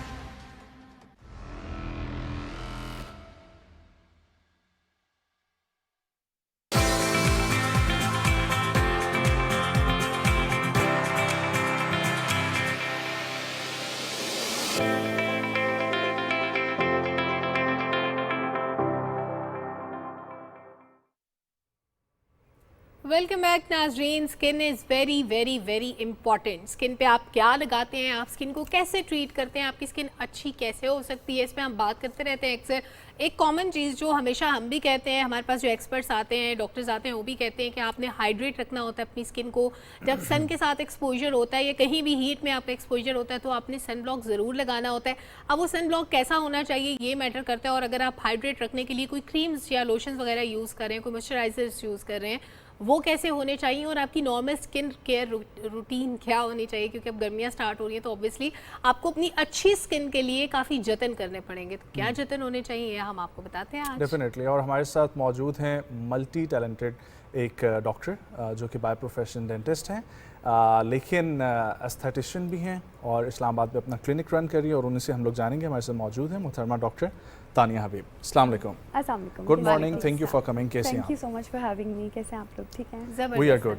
सो जिस तरीके से सलमा ने जिक्र किया, बहुत सारे स्किन प्रॉब्लम्स शुरू होते हैं जैसे ही गर्मियाँ शुरू हो जाती हैं, और लेकिन उसमें भी सबसे पहले साल का कोई भी अरसा चल रहा हो और कोई भी मौसम चल रहा हो, अपनी स्किन को समझना कैसे है और अपनी स्किन की नेचर को कैसे समझ आनी चाहिए आपको, और क्या ये ईयर टू ईयर वेरी भी करती जाती है आपकी स्किन सिचुएशन? देखें, द फर्स्ट स्टेप जो होता है आपकी स्किन के लिए, ये आप सबसे बेहतर किसी भी डॉक्टर से पहले आप खुद एनालाइज करते हैं कि आपकी ड्राई स्किन है या ऑयली स्किन है या कॉम्बिनेशन स्किन है। ये आपको कैसे पता चलेगा? ड्राई स्किन को ऑब्वियसली आपको फेस पे एक टाइटनेस फील होगी कि आप ड्राई है। ऑयली होगी तो दाने क्लियरली निकलेंगे, आप फील करेंगे कि ऑयल है। When you touch your skin आपको फील होगा कि आपकी स्किन पे आ रहा है। तो आप एक बार खुद असेस करते हैं। ठीक है। एक बार जब आपने असेस कर लिया, डेफिनेटली जैसे आपने कहा कि इट डज़ मैटर, एज से मैटर करता है, हार्मोन से मैटर करता है, जेनेटिक्स बहुत मैटर करते हैं आपकी स्किन के। तो स्किन एक पूरा फुल बॉडी आपकी कवर करता है, एक बहुत बड़ा कंपोनेंट है आपकी बॉडी का। जब हम स्किन की बात करते हैं, आइडियली हम सिर्फ चेहरे की बात नहीं करते, हम पूरी बॉडी की बात करते हैं। तो अपनी स्किन को पहले अंडरस्टैंड आपको खुद ही करना होता है बेहतर। एक बार आप कर लें, फिर आगे आप तरीके देखते हैं कि how to save your skin, आप कैसे बेहतर उसका ख्याल रख सकते हैं, कैसे आप उसको मैनेज कर सकते हैं बेहतर तरीके से। वंडरफुल। अच्छा, अब कॉम्बिनेशन स्किन की बात आ गई। कहते हैं जिनका टी जोन हाँ ऑयली होता है वो कॉम्बिनेशन स्किन होती है। ऐसी स्किन वाले लोगों को किस तरह अपनी स्किन केयर रूटीन रखनी चाहिए, और क्या हर किसी के लिए मॉइस्चराइजर ज़रूरी होते हैं? बिल्कुल। पहले तो मॉइस्चराइज़र हर किसी के लिए ज़रूरी होता है, चाहे ऑयली स्किन भी हो। स्पेशली देखिए, कॉम्बिनेशन स्किन की जब बात आती है ना, तो आपको दोनों तरफ से अपना ख्याल करना होता है। लेकिन मोस्टली जो मैंने देखा है और जो मैं पर्सनली भी रेकमेंड करती हूँ, कॉम्बिनेशन स्किन में भी आपको डेफिनेटली मॉइस्चराइज़र लगाना है। ठीक हो गया। अब आपने दूसरा जो सवाल किया उसके हवाले से मैं आपको थोड़ा सा बताती हूँ कि देखें, ड्राई स्किन का एक अपना रूटीन होगा और आपकी जो ऑयली स्किन है उसका एक अपना होगा। ठीक है। ऑयली स्किन में आपका ऑयल ज़्यादा निकलता है, तो आपको एक ऐसी चीज़ चाहिए जो उस ऑयल प्रोडक्शन को कम करे। हम सीबम प्रोडक्शन बेसिकली कहते हैं। आपके फेस पे स्वेट ग्लैंड्स होते हैं जिनसे हमें पसीना आता है, जिसकी वजह से आपके स्किन के अंदर जो छोटे छोटे पोर्स हैं वो क्लॉग हो जाते हैं। जब वो क्लॉग होते हैं तो वो दाना बनता है, आपको एक्नी भी होती है। समर में लोगों को बहुत एक्नी होती है, विंटर में उनको ड्राइनेस हो जाती है। ये सारा आपकी हीट से भी रिलेटेड है, टेम्परेचर, एटमॉस्फेयर, क्लाइमेट, मतलब ये सारे फैक्टर्स अफेक्ट करते हैं। For dry skin I would say moisturiser तो डेफिनेट है उसके लिए, लेकिन उसके लिए फिर आप एक हाइड्रेटिंग क्लेंजर यूज़ करेंगे, एक हाइड्रेटिंग मॉइस्चराइज़र यूज़ करेंगे। आपका प्राइमरी गोल होगा कि आपकी स्किन हाइड्रेटेड रहे। अगर आपकी ऑयली स्किन है आप मॉइस्चराइज़र तब भी यूज़ करेंगे, पर उसमें भी ये होगा कि आपकी क्लेंजर चॉइस क्या होगी कि आप एक ऐसा यूज़ करें जिसमें सैलिसिलिक एसिड हो जो एक्नी को स्टॉप करता है, क्योंकि वो आपकी एक्सेस ऑयल रिमूव कर देता है स्किन से। और ऑयली स्किन के लिए आपका सबसे बड़ा फैक्टर है ही ये कि क्योंकि एक्सेस ऑयल प्रोडक्शन हो रही है वही आपका एक्नी कॉज करता है। और सबसे ज़्यादा प्रॉब्लम भी गर्मियों में ये ऑयली स्किन को होती है। अच्छा, जब ऑयली स्किन है और उसकी केयर आपने कर भी ली, लेकिन एक पॉइंट ऐसा आ ही जाता है कि अब गर्मियाँ पाकिस्तान में इतना लंबा स्पेल है कि एक पॉइंट ऐसा आता है कि आपको एक्नी प्रॉब्लम शुरू हो जाती है। सो एक्नी प्रॉब्लम शुरू होते साथ ही क्या उसके कोई सिम्टम्स पता लगेंगे जिस तरह नॉर्मल पता लगते हैं, या डायरेक्टली बस फेस पे अपीयर होना शुरू नहीं, हो मैं जाएगा? आपको समझाती हूँ। देखिए, मोस्ट कॉमनली जो होता है वो होता है, एक हम कहते हैं उसको कोमेडोन। वो क्या होता है कि एक वाइट हेड, जी वो एक वाइट हेड बनता है पहले, उसके बाद sometimes it turns into cystic acne. कभी वो बहुत सिवियर होता है, ये अब आपकी स्किन टाइप पे भी डिपेंड करता है। जैसे मैंने कहा जेनेटिक्स पे भी डिपेंड करता है। एक बार जब आपको शुरू में आपको अगर वाइट हेड्स फील हो रहे हैं तो मेरे ख्याल say that is the perfect time कि आप शुरुआत करें कि अच्छा आ सकती है एक्नी। क्योंकि देयर वाज अ टाइम मुझे भी एक्नी प्रोन स्किन थी मेरी बीच में। कुछ स्ट्रेस लेवल्स होते हैं, I was a BDS student, मुझे पढ़ना होता था तो स्ट्रेस थोड़ा लेती थी, आ जाते थे। स्ट्रेस की भी एक रीज़न बहुत ज़्यादा। देखिए, स्किन हेल्थ स्ट्रेस पे, स्लीप पे, ईटिंग हैबिट्स पे, ड्रिंकिंग हैबिट्स पे, योर डेली हाइजीन पे, सन पे, वर्कआउट पे डेफिनेटली, स्पोर्ट्स पे, everything like contributes to your skin. इसलिए जब कोई मेरे पास आता है, क्योंकि आई एम एन एस्थेटिशियन, मैं एकदम उनको ट्रीटमेंट नहीं रेकमेंड करती। मैं पहले उनसे जानती हूँ उनके डाइटरी हैबिट्स क्या हैं, उनके एवरीडे हैबिट्स क्या हैं, फिर आप फॉर्मुलेट करते हो। पहले उनको सबसे पहले एजुकेट करना होता है और आप फिर समझते हैं। जैसे आपने शुरू में मेंशन किया कि सन डैमेज का, अब वो मेन चीज़ है जो आपकी स्किन को बर्बाद कर रही है, लिटरली बर्बाद कर रही है। प्रीमेच्योर एजिंग कॉज करती है, हाइपर पिगमेंटेशन कॉज करती है, आपकी सैगिंग स्किन कॉज करती है, आपके प्रीमेच्योर रिंकल्स कॉज करती है, और फिर एक और चीज़ जो बहुत लोग कंप्लेन करते हैं, अनइवन स्किन टोन। अच्छा, once the damage is done, क्या आप उसके बाद रिवर्सिबल होते हैं ये सारे प्रॉब्लम्स? एजिंग भी, premature ageing is reversible. Premature ageing is reversible because there are certain treatments कि आपका भी डैमेज सुपरफिशियल है, डीप लाइंस, डीप रिंकल्स नहीं बने, इतने पोर्स इनलार्ज नहीं हुए, तो हम उसको सर्टेन ट्रीटमेंट से we bring it back, we get you your healthy skin back. But then there is maintenance करनी होती है फिर आपको। एक बार जैसे आपके आ गए हैं, कुछ रिंकल्स आ गए हैं, हाइपर पिगमेंटेशन हो गई है, आप फील करें कि स्किन डल हो गई है, तो पहले हमारा तरीका है कि हमने लाइफस्टाइल चेंजेस बदलनी है। हमने आपको बताना है कि क्या आपने सनब्लॉक लेना है, पानी पीना है, क्या खाने बुरे हैं, चीनी बहुत बुरी है। एक्नी से बहुत से लोगों को शुगर से एक्नी हो जाती है, चॉकलेट केक खाते हैं जो लोग बहुत, उनको बहुत एक्नी होती है। कुछ हम उनकी मॉडिफिकेशन करते हैं डाइटरी, फिर हम उन्हें एक ट्रीटमेंट प्लान देते हैं कि आप ये करें ताकि गेट योर स्किन बैक। एक बार जब आपको आपकी स्किन ठीक मिल गई, फिर मेंटेनेंस आपका काम है। फिर डेफिनेटली आपको सनब्लॉक लगानी है, आपको ख्याल करना है, वो एक हेल्दी लाइफस्टाइल जो आप यूज़ कर रहे हैं, स्टार्ट जो आपने कर लिया है, उसको आपने मेंटेन करना है, बैलेंस रखना है, फिर इंशाल्लाह इट डज डू वंडर्स, बहुत बेहतर। अभी हम लोग off the record sun block का जिक्र कर रहे थे। जी जी। आई गेस ये वो टाइम है साल का जब गर्मियाँ शुरू होने लगी हैं, सो ये एक बहुत एग्जैक्ट टाइम है इसके बारे में डिस्कस करने के लिए, ऑल्दो सर्दियों में भी इस्तेमाल करना चाहिए। जी बिल्कुल, थैंक यू। सो अभी जो आप बता रही थी ऑफ द रिकॉर्ड, जी जी, तो वो ज़रा हमें बताएं सन ब्लॉक के अंदर क्या क्या चीज़ें होनी चाहिए। मैं बिल्कुल आपको देखें, इन्होंने पहले पूछा था कि SPF क्या है। SPF आपका इंडेक्स है, ठीक है। आपको हम 60+ क्यों रेकमेंड करते हैं? क्योंकि वो एक बहुत स्ट्रॉन्ग शील्ड है अगेंस्ट द सन। पाकिस्तान का जो सन है, वैसे भी देखिए climate varies from country to country, बहुत हार्श कॉज करते हैं इफेक्ट्स उसके, ठीक है। उसके लिए आपका 30 SPF बिल्कुल भी सफिशिएंट नहीं है, वो तो सर्दियों में भी हम नहीं रेकमेंड करते। 60 से क्या होता है, obviously as the number higher है तो उससे ये है कि आपकी शील्ड स्ट्रॉन्ग है। सनब्लॉक है क्या, वो एक शील्ड है सन की हार्मफुल रेज से। वो हार्मफुल रेज, वो UV रेडिएशन जो आपको प्रीमेच्योर एजिंग, जो अभी हम बात हाइपर पिगमेंट, हर बुरी चीज़ जो आपकी स्किन के साथ होती है, 90% उसमें सन का रोल है।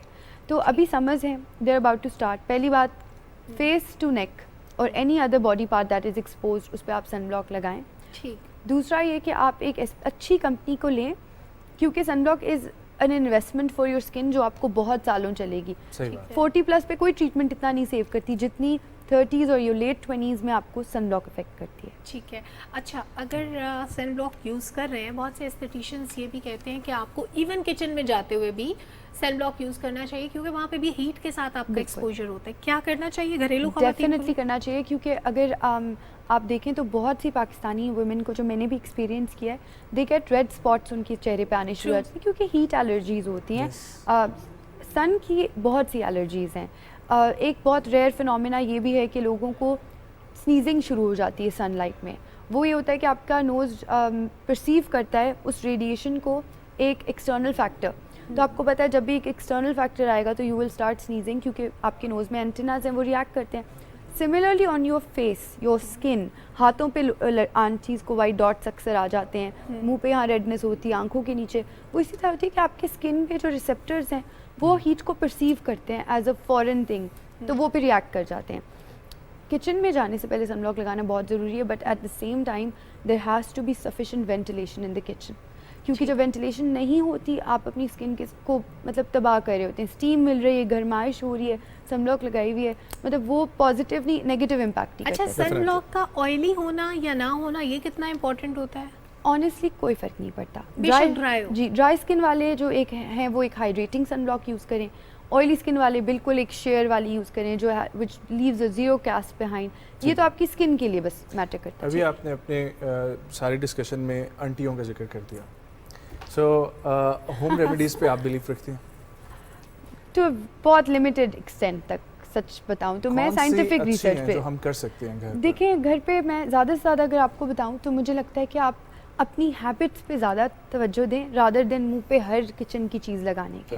मैं बिल्कुल इसके फेवर में नहीं हूँ, क्योंकि नहीं फ़र्क पड़ता और आप रिस्क ज़ाया कर रहे हैं, आप ना करेंगे। अच्छा, ये जो स्क्रब करने की एक बड़ा कॉमन सा ट्रेंड होता है कि आप हर वक्त अपनी स्किन पे स्क्रबिंग कर रहे हैं, आपको लगता है कि स्किन बड़ी फ्रेश हो जाएगी, मुलायम हो जाएगी। मैं तो हैरान होती हूँ, even on the internet lemon लिखा हुआ कि मुँह पे लगा लो, नहीं लगाना प्लीज़। नहीं, मैं बिल्कुल स्क्रबिंग के फेवर में नहीं हूँ। Specially Honey is a good, it's very good, क्योंकि हनी कुरान पाक में भी है और वो शिफा भी बहुत देती है। लेकिन हनी एक मॉइस्चराइज़र की तरह आप यूज़ कर सकते हैं, मॉइस्चराइज़र के साथ मिक्स कर सकते हैं आप हनी को। इनफैक्ट इंटेंस विंटर्स में मैं खुद जो नेक्टर यूज़ करती हूँ वो एक ट्यूलिप नेक्टर, उसमें हनी होती है, वो बिल्कुल आप ठीक है।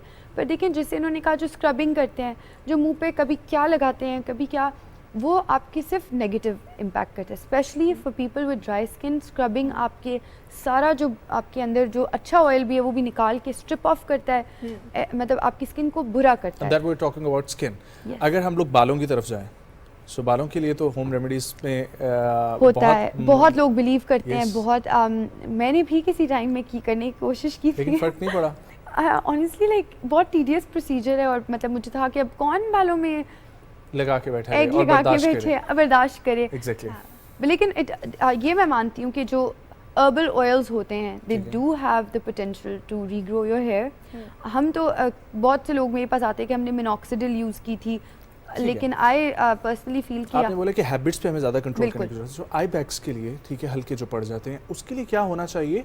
अगर हो गए हैं तो स्लीप टाइम, कुछ लोग होते हैं ऐसे कि उनका स्लीप टाइम भी पूरा हो रहा है लेकिन फिर भी उनकी प्रॉब्लम ये नहीं जा रही। देखिए, आई बैग्स में जेनेटिक्स, आपकी स्लीप, आपकी डाइट, आपका स्ट्रेस लेवल और आपका स्क्रीन टाइम, ये पांचों चीज़ें, और भी बहुत से फैक्टर्स हैं जिनको मैं अभी बोला नहीं, लेकिन ये सब इफ़ेक्ट करते हैं। देखिए, फ़ोन को हम सब कहते हैं इट्स अ साइंटिफिक स्टडी कि रात को सोने से पहले फ़ोन मत यूज़ करो, इतना ज़्यादा स्ट्रेन मत डालो स्क्रीन पे, it's going to make you squint, it's gonna cause wrinkles, it's gonna cause your darkness around the eyes, ठीक है। फिर देखिए, आपकी स्लीप प्रॉपर नहीं है, आप 8 घंटे ले भी रहे हैं तो कभी आप रात को 2 बजे सो रहे हैं, कभी आप 12 बजे सो रहे हैं, कभी आप 4, दैट्स नॉट इट। आपने एक रूटीन रखनी है, आपकी बॉडी का आपने समझना है कि वो चाहती है कि एक रूटीन हो। मैं भी रोज़ 12 बजे आप सोएंगे, आप 8 पे उठेंगे, आपकी फुल स्लीप मिली आपको, आपकी बॉडी को पता है कि you are feeling relax, this is my time to sleep. When you alter this, जब आप उस पर नहीं चलते, क्योंकि हम सबकी लाइफ बहुत बिजी है, बिल्कुल नहीं समझ आती। और हम सब प्रे हैं इंस्टाग्राम यूज़ करने की, इंटरनेट यूज़ करने की, यूट्यूब देखने की, न्यूज़ पर्पसेस के लिए, लेकिन हम करते हैं वो आप पे वो ज़रूर कॉज करता है। फिर जो जेनेटिक्स की मैंने इनसे बात कही वो ये है कि बहुत से लोगों का जेनेटिकली ये है कि उनके अंडर आइज होते हैं, फिर उसके लिए हम ट्रीटमेंट ही रेकमेंड करते हैं। Perfect. Well thank you so much doctor Tania Habib for coming, बहुत अच्छा लगा बात करके। थैंक यू, आप दोनों से मिलकर अच्छा लगा। ब्रेक शामिल करते हैं, ब्रेक से वापस आएंगे, कंटिन्यू करेंगे प्रोग्राम को, हमारे साथ रहें।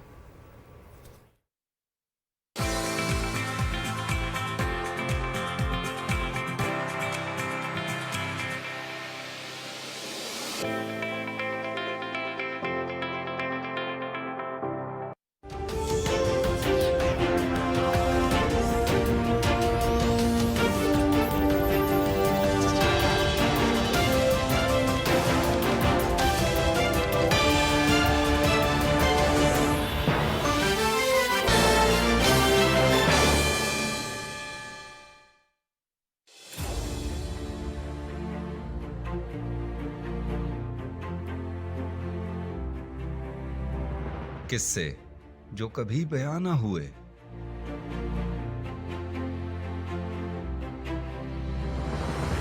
सकाफतें जो कभी आम ना हुई,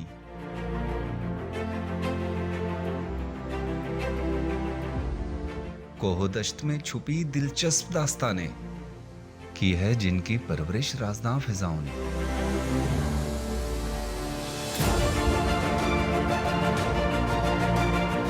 मैं हूं इरफान मलिक और मैं लेकर जाऊंगा आपको एक ऐसे सफर पे जहां मिलेंगी अनकही दास्तानें, तारीख के रंग दिलफरेब रहन सहन। सफर करेंगे हम बर्फज़ारों से नीलगू पानियों तक और दिखाएंगे ऐसे मुकामात जो हैं वतन की पहचान, पहचान पाकिस्तान।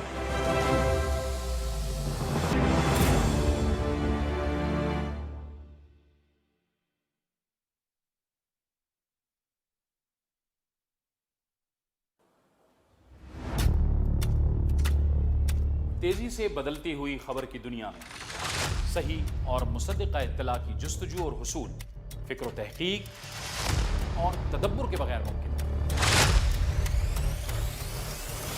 पस मंज़र के पर्दों में कोई इत्तला हतमी नहीं, सियाक़ व सबाक़ को समझे बगैर कोई तज्ज़िया मुकम्मल नहीं। तहकीक से सच की निशानदही एक पेशावराना जिम्मेदारी है, क्योंकि सच नाकाबिल तरदीद है, हर आने वाली खबर नहीं।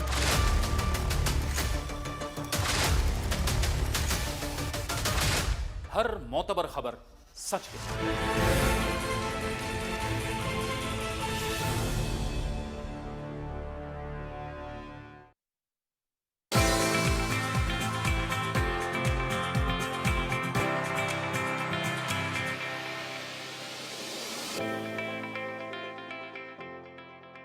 वेलकम बैक नाजरीन। स्किन से रिलेटेड बात हो रही थी। स्किन ऑब्वियसली इंपॉर्टेंट है, लेकिन हमारी ज़िंदगी का सबसे इम्पॉर्टेंट पार्ट हमारा आने वाला मुस्तकबिल, हमारी कौम के मेहमान, हमारे बच्चे, हमारे नौजवान, उनकी सही समत में रहनुमाई कैसे की जाए, उनको ठीक ट्रैक पे कैसे चलाया जाए। हालिया जो हम दहशतगर्दी की भी लहर देखते हैं, जो हम एक्सट्रीमिज़म देखते हैं अपनी सोसाइटी में भी जनरली, और फिर एक्सट्रीमिज़म को अगर मजहबी इंतहा पसंदी से जोड़ा जाए, वो लोग जो गलत डायरेक्शंस में चले जाते हैं, हमारे वो नौजवान जो पढ़ने लिखने के बावजूद एक्सप्लॉइट होते हैं और जो पढ़े लिखे बगैर भी एक्सप्लॉइट होते हैं, जिनको कोई ना कोई कार्ड यूज़ करके एक्सप्लॉइट करने की कोशिश की जाती है, उनको इस्तेमाल किया जाता है। वो ऐसे मज़मूम मकासद के लिए आला कार बन जाते हैं जिसके लिए वो बने नहीं होते, जो ना उनका रास्ता होता है, ना उनका पैशन होता है, ना उनको उसकी ज़रूरत होती है, लेकिन किसी न किसी तरह वो ट्रैप में आ जाते हैं। वो क्यों आते हैं? उनके पास क्या अपॉर्चुनिटीज़ की कमी होती है? क्या उनको जो तालीम दी जा रही है वो रहनुमाई करने में नाकाम हो रही है? मसला कहाँ पे? उस मसले को आइडेंटिफाई करने की कोशिश करें। बिल्कुल जी, और इसी पर बात करने के लिए हमें ज्वाइन कर रहे हैं प्रोफेसर डॉक्टर हाफिज़ मोहम्मद इसहाक साहब।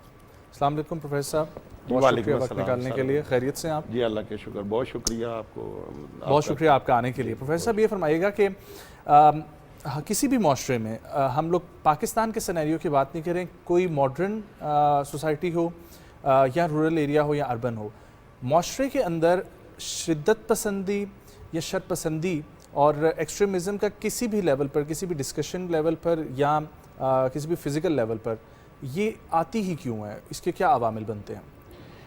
सर, इसमें जो जिम्मेदारी है वो मैं ये समझता हूँ कि हमारी नौजवान नस्ल पे कम है और हमारे बड़ों पे और हमारे इदारों पे और हमारे जो फैमिलीज़ हैं उनके ऊपर ज़्यादा है। उसकी रीज़न ये है कि बच्चे तो बच्चे हैं और बच्चे बेसिकली लर्निंग के लिए आपके पास आते हैं। घरों में लर्निंग वो कुछ करते हैं, कुछ तालीमी इदारों में।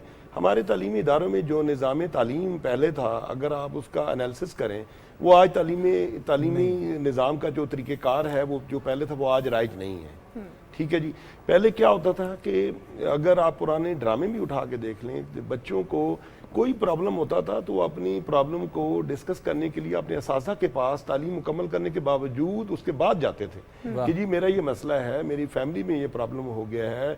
लेकिन अब वो जो गैप है वो गैप बहुत ज़्यादा हो गया। उसकी वजह यह है कि उस गैप को जो फिल किया है वो हमारे सोशल मीडिया और मोबाइल, इन चीज़ों ने उसको फिल कर दिया। तो सर ये गलती किसकी है? नौजवान नस्ल उसकी तरफ राग़िब हुई है या हमारे वालिदैन ने चेक एंड बैलेंस, या हमारे असातिज़ा भी तो पीछे हट गए होंगे? सर मैं फिर कहूँगा कि नौजवान नस्ल की गलती नहीं है। उसकी वजह ये है कि वो तो अभी तरबियत के मराहिल से गुजर रहे हैं। सही बात है। उन्होंने तो आपसे, मुझसे, सबसे सीखना है। हाँ। हमारी तवज्जो देखें, आज पहले रिटायर होते थे ना बुजुर्ग, हाँ। तो वो क्या करते थे, वो मस्जिद का रुख करते थे, हाँ। वो कहीं लाइब्रेरी का रुख करते थे। आजकल उनका रुख जो है वो फेसबुक की तरफ है, बुजुर्गों का इंस्टाग्राम की तरफ है, और इन चीज़ों में बुजुर्ग बिजी हो गए हैं। अब बुजुर्गों घरों में आप चले जाइए, उनके हाथ में मोबाइल होगा, फेसबुक पे लगे होंगे। वो जो टाइम उन्होंने तरबियत पे बच्चों को देना था, वो टाइम वो अब फेसबुक की तरबियत पे दे रहे हैं। तो मेरा ख्याल में ये कसूरवार बड़े हैं, छोटे नहीं हैं, पहली बात। और दूसरा, तालीमी निज़ाम के अंदर जो हम तवज्जो पहले देते थे वो आजकल नहीं दे पा रहे। उसकी रीज़न ये है कि आजकल तालीम बहुत ज़्यादा है और तालीम किताब भी बहुत ज़्यादा है, मोबाइल के अंदर तालीम मौजूद है, लेकिन तरबियत का फुकदार है। तरबियत किताबों से नहीं मिलती, वो अमली इक़दाम से मिलती है कि जो कुछ आप किताब में पढ़ा रहे हैं उस पर अमल करवा रहे हैं कि नहीं करवा रहे। लेकिन अनफॉर्चुनेटली अमल नहीं है। और किताबों के हवाले से एक छोटा सा सवाल मेरे जहन में आता है कि हम कहते हैं कि किताब एक अच्छी दोस्त तो होती है, ये तो हम मानते हैं। किताब अगर तरबियत का किरदार भी अदा नहीं कर रही, किताब अगर हमारी प्रैक्टिकल अप्रोच जो है, जब हम जॉब के लिए जाते हैं वहाँ पे जो कुछ हमने करना है वो भी हम किताब में नहीं पढ़ रहे, फिर किताब हमें क्या बता रही है, हम कौन सी किताब पढ़ रहे हैं? देखिए, आजकल किताब भी जो है ना, मैं क्योंकि क्लास में होता हूँ तो बच्चे 90% से ज़्यादा किताब क्लास में नहीं लाते। जब वो किताब खोलने की बात करते हैं तो वो कहते हैं मोबाइल से ऑन कर लेते हैं। यूनिवर्सिटी लेवल पे तो कोई भी नहीं ला रहा, कोई भी नहीं लाता। अच्छा, अब जब किताब खुलती है मोबाइल से, सर टीचर कैसे उसको मेजर कर सकता है कि ये किताब ही खुली है, कुछ और खुला? सही बिल्कुल आप सही फरमा रहे हैं। ठीक हो गया। बच्चे ये भी क्लेम करते हैं कि हम नोट्स फ़ोन पे नोट कर रहे हैं। जब आप उसके करीब जाते हैं तो आपको वहाँ से किताब नहीं मिलती। सही बात है। ठीक हो गया। फिर जब नहीं मिलती तो उसका नया बहाना आता है कि ये सर वो डाउनलोड नहीं हो रही, इसमें नेट का प्रॉब्लम आ गया। तो किताब के ऊपर, और लाइब्रेरियाँ आपकी वीरान हो गई। लाइब्रेरियों के अंदर जो एक्टिविटीज़ होती थी बच्चों के लिए वो नहीं है, यानी एक्टिविटीज़ मौजूद हैं लेकिन बच्चे उस तरफ राग़िब नहीं। लेकिन सर, अगर यूनिवर्सिटीज़ अच्छी फीसेस वसूल कर रही हैं बच्चों को पढ़ाने के लिए, क्या ये रिस्ट्रिक्शन नहीं होनी चाहिए कि यूनिवर्सिटी में एंट्री के टाइम पे अपना मोबाइल जमा करा दें, घर से लेके ना आएँ? एक तो पढ़ाई वाले स्टूडेंट्स के लिए, हम जब पढ़ते थे हमारे लिए तो ये होता था कि आप अंदर मोबाइल आपको अलाउ नहीं होता था। दूसरी ये कि किताब कंपल्शन होनी चाहिए, अगर किताब नहीं तो आप क्लास नहीं ले सकते। ये छोटी छोटी रिस्ट्रिक्शंस तो लगाई जा सकती हैं। बहुत अच्छा आपने क्वेश्चन किया। देखें, इसमें अकेली अगर एक यूनिवर्सिटी ये फोकस करेगी और डिसीजन लेगी ना, तो बहुत सारे आपके हकूक, सारी यूनिवर्सिटीज़ की बात है जी मैं बता रहा हूँ, हकूक के इदारे बहुत सारे बने हुए, फिर वो एक्टिव हो जाते हैं कि ओहो ये इदारे ने ये जो है ना ये मजहबी कार्ड खेल रहा है, ये मजहबी आदमी, ये मजहबी नहीं, ये इंसानियत है बेसिकली। अच्छा, ये गवर्नमेंट लेवल पे पाबंदी आयद होनी चाहिए कि गवर्नमेंट एक दफ़ा नोटिफिकेशन कर दे और इदारे अमल दरामद कर दें। बिल्कुल आपने सही फोकस किया कि मोबाइल जो है ना वो जमा हो जाना चाहिए, मोबाइल अलाउड नहीं होना चाहिए क्लास के अंदर। देखिए, हम उसकी रिस्ट्रिक्शन लगाते हैं एग्जाम के दौरान मोबाइल अलाउड नहीं है। अगर मोबाइल ज़्यादा से ज़्यादा वो चेयर के नीचे रखवा लेते हैं या बैगों में रखवा देते हैं। सर मैं आपसे ये जानना चाहूँगा कि दुनिया में क्या कॉन्सेप्ट समझा जाता है स्कूल, कॉलेज और यूनिवर्सिटी का? क्योंकि पाकिस्तान में जो आज दिन तक मैंने ये देखा है कि रिस्ट्रिक्शन स्कूल में समझी जाती है, कॉलेज लेवल में थोड़ी सी रिलैक्सेशन समझी जाती है, और फिर आज़ादी समझी जाती है यूनिवर्सिटी में बच्चों को कि आज़ादी बस मिल गई, बस हमने यहाँ पर जाने तफरीक के लिए। तो ये इंटरनेशनल माशरे में कैसे चलता है सिस्टम और हमारे माशरे में क्यों ऐसे चल रहा है? सर ये बहुत अच्छा क्वेश्चन आपने किया है। हालांकि मेरे ख्याल में यूनिवर्सिटी लेवल पे ये आज़ादी नहीं होनी चाहिए, वहाँ रिस्ट्रिक्शन होनी चाहिए, क्योंकि आपका टर्निंग पॉइंट है लाइफ का। आपने वहाँ से कैरियर का आगाज़ करना है। बेसिक कैरियर आपका वहाँ से शुरू हो रहा है, स्कूल से नहीं हो रहा। वो एक ट्रेनिंग सेशन था जो कि आपको ग्रूम कर रहा था और आपने आगे जाके कोई डायरेक्शन लेनी है, डायरेक्शन आपने राइट जाना है। जब आपने डायरेक्शन ले ली तब आप बेहंगम हो गए और वहाँ जाके आपने उनको आज़ाद कर दिया और पेरेंट्स ने उससे ज़्यादा आज़ाद कर दिया। देखें हम यूनिवर्सिटी में हैं, 1% भी पेरेंट्स हमारे साथ कांटेक्ट में नहीं होते कि भाई हमारा बच्चा क्या कर। पीटीएम स्कूल और कॉलेज लेवल पे तो एग्जिस्ट करती है, यूनिवर्सिटी लेवल पे बच्चे को हम समझदार समझते हैं। और सर मजे की बात यह है कि जब हम कोई इलीगल एक्टिविटी हो रही है ना, तो हम बच्चे से बुला के पूछें कि बेटा ये जो एक्टिविटी कर रहे हो, जो तुम कह रहे हो कि मेरा राइट है, ये तुम्हारे पेरेंट्स को पता है? तो वहाँ उनकी हवा निकल जाती है कि नहीं ये तो नहीं पता, वहाँ वो डर जाते हैं। अच्छा सर एक काम जो ना हुकूमत को जो करने की ज़रूरत है ना, सोशल मीडिया के मैं अगेंस्ट नहीं है, सोशल मीडिया की आज़ादी आपने दे दी और दे दें आप, हमें कोई एतराज़ नहीं है। उस सोशल मीडिया की आज़ादी बिल्कुल हुकूमत को नहीं देनी चाहिए जिसका हुकूमत के ऊपर हुकूमत का अपना कंट्रोल ना हो। ठीक है। मसलन सर स्नैपचैट है, इंस्टाग्राम है, हुकूमत के पास जब आपको केस लेके जाएंगे वो कहेंगे हमारी यहाँ तक रसाई नहीं है। तो सर जब उनकी रसाई नहीं है तो पेरेंट्स की रसाई भी नहीं है। लेकिन सर ये तो पूरी दुनिया में अनकंट्रोलेबल है, सोशल मीडिया तो या डिजिटल मीडिया की बात करते हैं, इस पे लॉज बनाने कंपैरेटिवली डिफिकल्ट है। लेकिन आपकी गुफ्तगू के दौरान मुझे ये याद आता कि मैंने खुद एक सरकारी इदारे में पढ़ा और हमारे लिए तो बिल्कुल हमारी पेरेंट्स को भी बुलाया जाता था अगर हम कुछ गड़बड़ कर दें, और हमारे पास मोबाइल रखने की बिल्कुल परमिशन नहीं थी। अगर किसी बैग से निकल आए तो फिर टीचर का हो जाता था, फिर वो हमें नहीं मिलता था या पेरेंट्स आके लेने। आपने कॉलेज यूनिवर्सिटी सिस्टम में पढ़ा होगा। बिल्कुल, हाँ, बिल्कुल। तो वो उसमें फिर भी किसी हद तक जो ये बात कर रही है बीएस या बीए लेवल पे कंट्रोल है, लेकिन इवन इन मास्टर्स। यस, लेकिन मैं मैडम आपको एक मजे की बात बताऊं, हम तो डेवलप ही नहीं है ना, डेवलप कंट्री तो चाइना है ना। चाइना के अंदर हुकूमत इंस्टाग्राम और स्नैपचैट जहाँ हुकूमत का कंट्रोल नहीं है ना, वहाँ उन्होंने पाबंदियाँ आयद की हुई। चले सर, हम लोगों ने अभी तक डिस्कस किए वो अवामिल जो शरपसंदी और शिद्दत पसंदी और ये हमारी नौजवान नस्ल को गलत डायरेक्शन में लेके जाने के वजह बनी। अब हम लोग आ जाते हैं सॉल्यूशंस की तरफ। जी, तो सॉल्यूशंस में आप क्या क्या चीज़ें सजेस्ट करते हैं? सर देखें, सॉल्यूशन जो जिस चीज़ की बुनियाद जहाँ से शुरू होना, अगर आप बुनियाद को छोड़ देंगे ना तो आप कभी सॉल्यूशन की तरफ नहीं जा सकते। ठीक है। वापस आप उस बुनियाद पे जाना पड़ेगा जहाँ ये प्रॉब्लम नहीं था। ठीक है। अच्छा, अब हमारा मसला ये है कि हम कोई कोटेशंस, कोई एक्टिविटी जब हम एग्जाम्पल देते हैं ना तो हम देते हैं बात अरस्तु की बात करते हैं। हाँ। हम अफलातून की बात करते हैं। भाई ये बातें उनकी नहीं हैं। आप बात करें जहाँ से आगाज़ हुआ दुनिया का, इंसानियत का आगाज़ हुआ। इंसानियत का आगाज़ हज़रत आदम अलैहिस्सलाम से हुआ। ठीक है। फिर पैगंबर आते चले गए और ये दुनिया डेवलप होती चली गई। ठीक है, हमने उनकी तालीमात को छोड़ दिया। हम उनकी कोटेशन देना पसंद ही नहीं करते क्योंकि हम मजहबी कहलाते हैं। भाई आप वो जो बातें आज कर रहे हैं ना तालीम, आला तालीम की, वो हमारे आबाओ अजदाद की बातें हैं। ठीक है, बेशक दुरुस्त बात। उसको पहली बात क्लियर करना चाहिए, मजहबी बात नहीं है। ठीक है, ये इंसानियत का मैटर है। उन्होंने हमें सबको इंसान बनना सिखाया, कपड़े पहनने सिखाए, हमें अच्छा लिबास सिखाया, हमें खाना पीना सिखाया, इज्जत और एहतराम सिखाया एक दूसरे का, इज्जत एहतराम सिखाया, क्या होता है बच्चों का, हत्ता के जानवरों का, सही बात, हत्ता के दरख्तों का। आपने उनको बुला दिया और आप अब हवाले देते हैं यूरोप के, जिसकी वजह से वो डेवलप कर, वो हमारे हवाले देते हैं और हमारे रेफरेंस बड़ों पे देकर वो डेवलप कर गए, लेकिन हमने उनकी बातों को छोड़। Okay, that is one thing. ठीक, लेकिन बाकी क्या चीज़ें सर, इसको अब अप्लाई कैसे करना चाहिए? सोल्यूशन भी आपने बता दिया, अभी एप्लीकेबल कैसे होगा? सर एप्लीकेबल देखें, सबसे पहले माँ की गोद है। माँ की गोद से एप्लीकेबल होगा।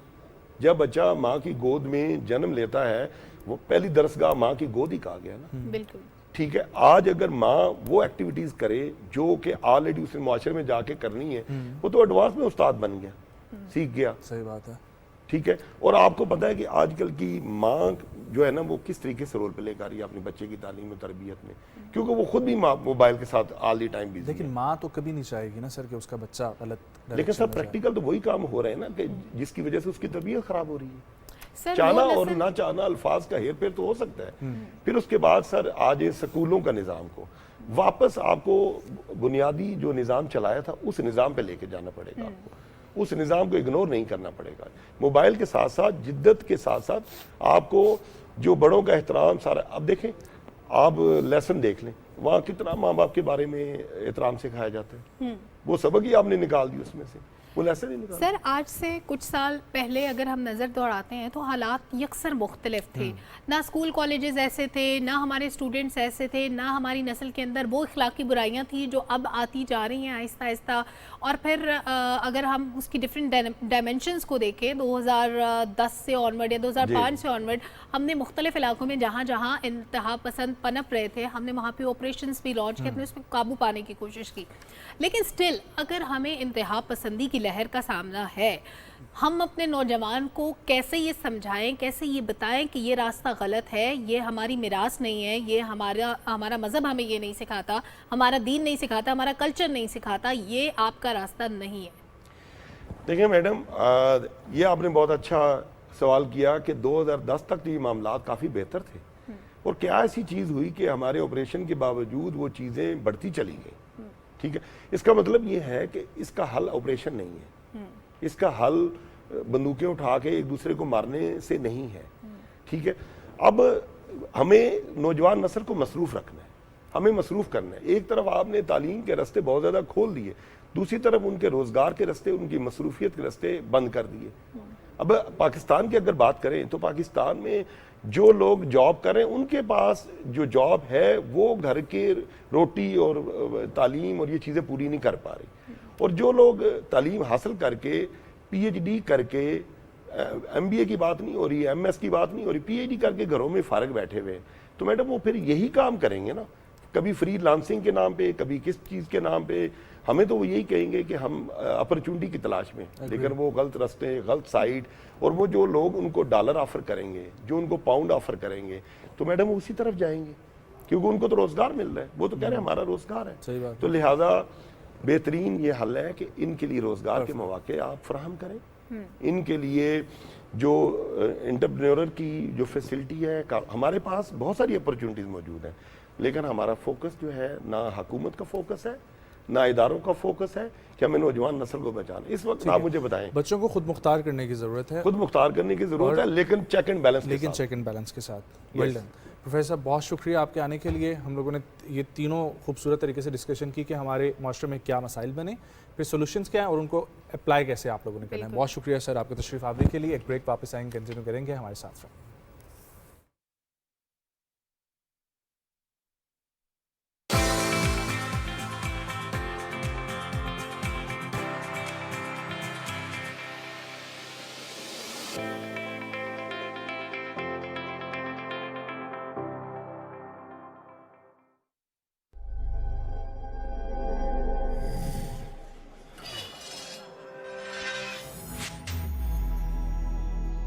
तवानाई बचाएं, मैशियत की तवानाई बढ़ाएं।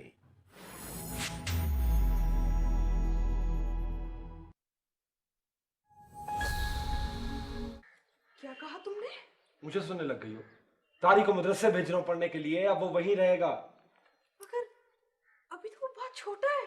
बुज़दिल मत बना, मर्द बनना है उसे, मर्द। जैसे तुम हो, जिसे किसी की परवाह नहीं है।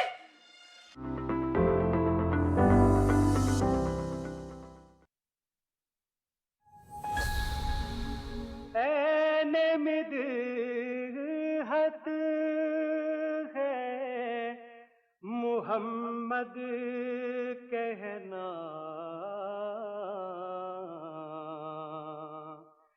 नाम ऐसा के सना हो जैसे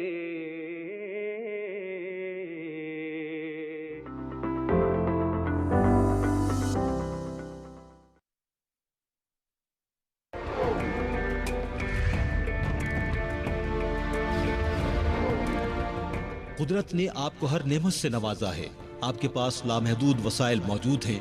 आपकी रियासत की बुनियादें मजबूती से रख दी गई हैं। अब ये आपका काम है कि न सिर्फ इसकी तामीर करें बल्कि जल्द अज जल्द और उम्दा से उम्दा तामीर करें।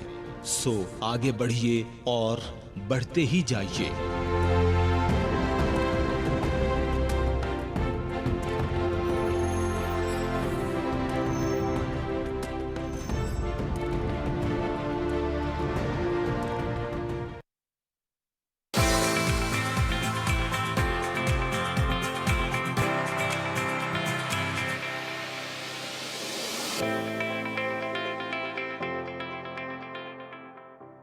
वेलकम बैक नाजरीन। हम सबको शौक होता है अच्छी प्यारी तस्वीरें बनाने का, सेल्फीज़ बनाने का, नेचर की पिक्चर्स। कहीं भी जाते हैं हम उन सीनरीज़ को कैमरे की आंख में कैद करने की कोशिश करते हैं, एक छोटा सा मोबाइल कैमरा जो हमारे पास होता है। लेकिन अगर आप प्रोफेशनल फोटोग्राफर हो और आप खूबसूरत तस्वीरें बनाते हो तो दुनिया आपकी दीवानी हो जाती है, आपकी तरफ खिंची चली आती है। मैं एक ऐसे फोटोग्राफर की बात कर रही हूँ जिनकी सोशल मीडिया पर बहुत ज़्यादा फॉलोइंग है। हम सब की भी मिला के मेरी और नजम कितनी नहीं बनती होगी, माशाल्लाह 2.5 मिलियन फॉलोअर्स हैं इस वक्त उनके। बहुत ज़्यादा लोग उनको पसंद करते हैं। इन्होंने 2006 में एज प्रोफेशनल फोटोग्राफर अपने काम का आगाज़ किया था। शोबिज़ इंडस्ट्री में 9 साल का तजुर्बा रखते हैं। बहुत ज़बरदस्त फोटोग्राफर है और इनका जो साथी है पक्का वाला साथी कैमरा, उसको वो हमेशा साथ रखते हैं। यस, और हमारे साथ मौजूद हैं जी। और इसके अलावा इनकी अचीवमेंट्स में ये है कि ये पहले पाकिस्तान के फोटोग्राफर हैं जिनके ऑलमोस्ट 2.5 मिलियन फॉलोअर्स हैं। और ये किस प्लेटफॉर्म पे है और कैसे ये प्लेटफॉर्म्स को यूटिलाइज़ कर सकते हैं और कैसे आगे मशवरे देंगे, वो भी हम इनसे लेंगे। नए जो आ रहे हैं इन्फ्लुएंसर्स या फिर नए फोटोग्राफर्स हमारे साथ मौजूद हैं जी। फैज़ान अशरफ साहब, अस्सलाम वालेकुम फैज़ान, गुड मॉर्निंग, कैसे हैं आप? ठीक हैं? Good morning, thank you sir, अल्हम्दुलिल्लाह। आप बताएं कैसे हैं? अल्हम्दुलिल्लाह, थैंक यू फॉर कमिंग। मुझे ये बताएं, ये सिलसिला कब शुरू हुआ आपका और ये एक शौक के लिए शुरू किया था या सोच लिया था कि इसको प्रोफेशन बनाना है? असल में मैं जब था मैट्रिक में और उस टाइम मुझे शौक था फोटोग्राफी का ही ना काफ़ी ज़्यादा। तो फिर कॉलेज लाइफ में, फिर यूनी लाइफ में इस तरीके से जो है ना आहिस्ता आहिस्ता मेरी जो है ना एंगेज होती गई है काफ़ी ज़्यादा। तो ये मतलब ये शौक के तौर पर शुरू? हाँ, शौक था मुझे बहुत ज़्यादा। फिर खुद ही सीखा या प्रोफेशनली जी? मैंने प्रोफेशनल भी सीखा। मैंने इंटर्नशिप की है निजी चैनल पे, लाइक 7-6 ईयर्स मैंने किए हैं। और उसके साथ साथ फिर मुझे जॉब्स की काफ़ी ऑफर आई हैं। लेकिन फैज़ान, बहुत सारे फोटोग्राफर्स होते हैं, शादियों पे फिल्में बन रही होती हैं, हर जगह फोटोग्राफर्स की भरमार नज़र आती है। आपका काम यूनिक कैसे है? इतना लोग आपको क्यों और कैसे पसंद करते हैं? एक्चुअली मेन चीज़ आपको पता है आपके माइंड की क्रिएटिविटी होती है, तो उस चीज़ पे हम लोग ज़्यादा मैं फोकस करता हूँ। और ख़ुद मैं इवेंट्स पे खुद ही मौजूद होता हूँ। बाकी मेरे से स्टूडेंट क्लास भी ले रहे होते हैं और काफ़ी ज़्यादा मेरे स्टूडेंट में से यानी आपकी टेक्निक्स डिफरेंट होती हैं? जी, टेक्निक्स डिफरेंट हैं। ठीक है, तो आप टीम की शक्ल में काम कर रहे हैं या सोलो?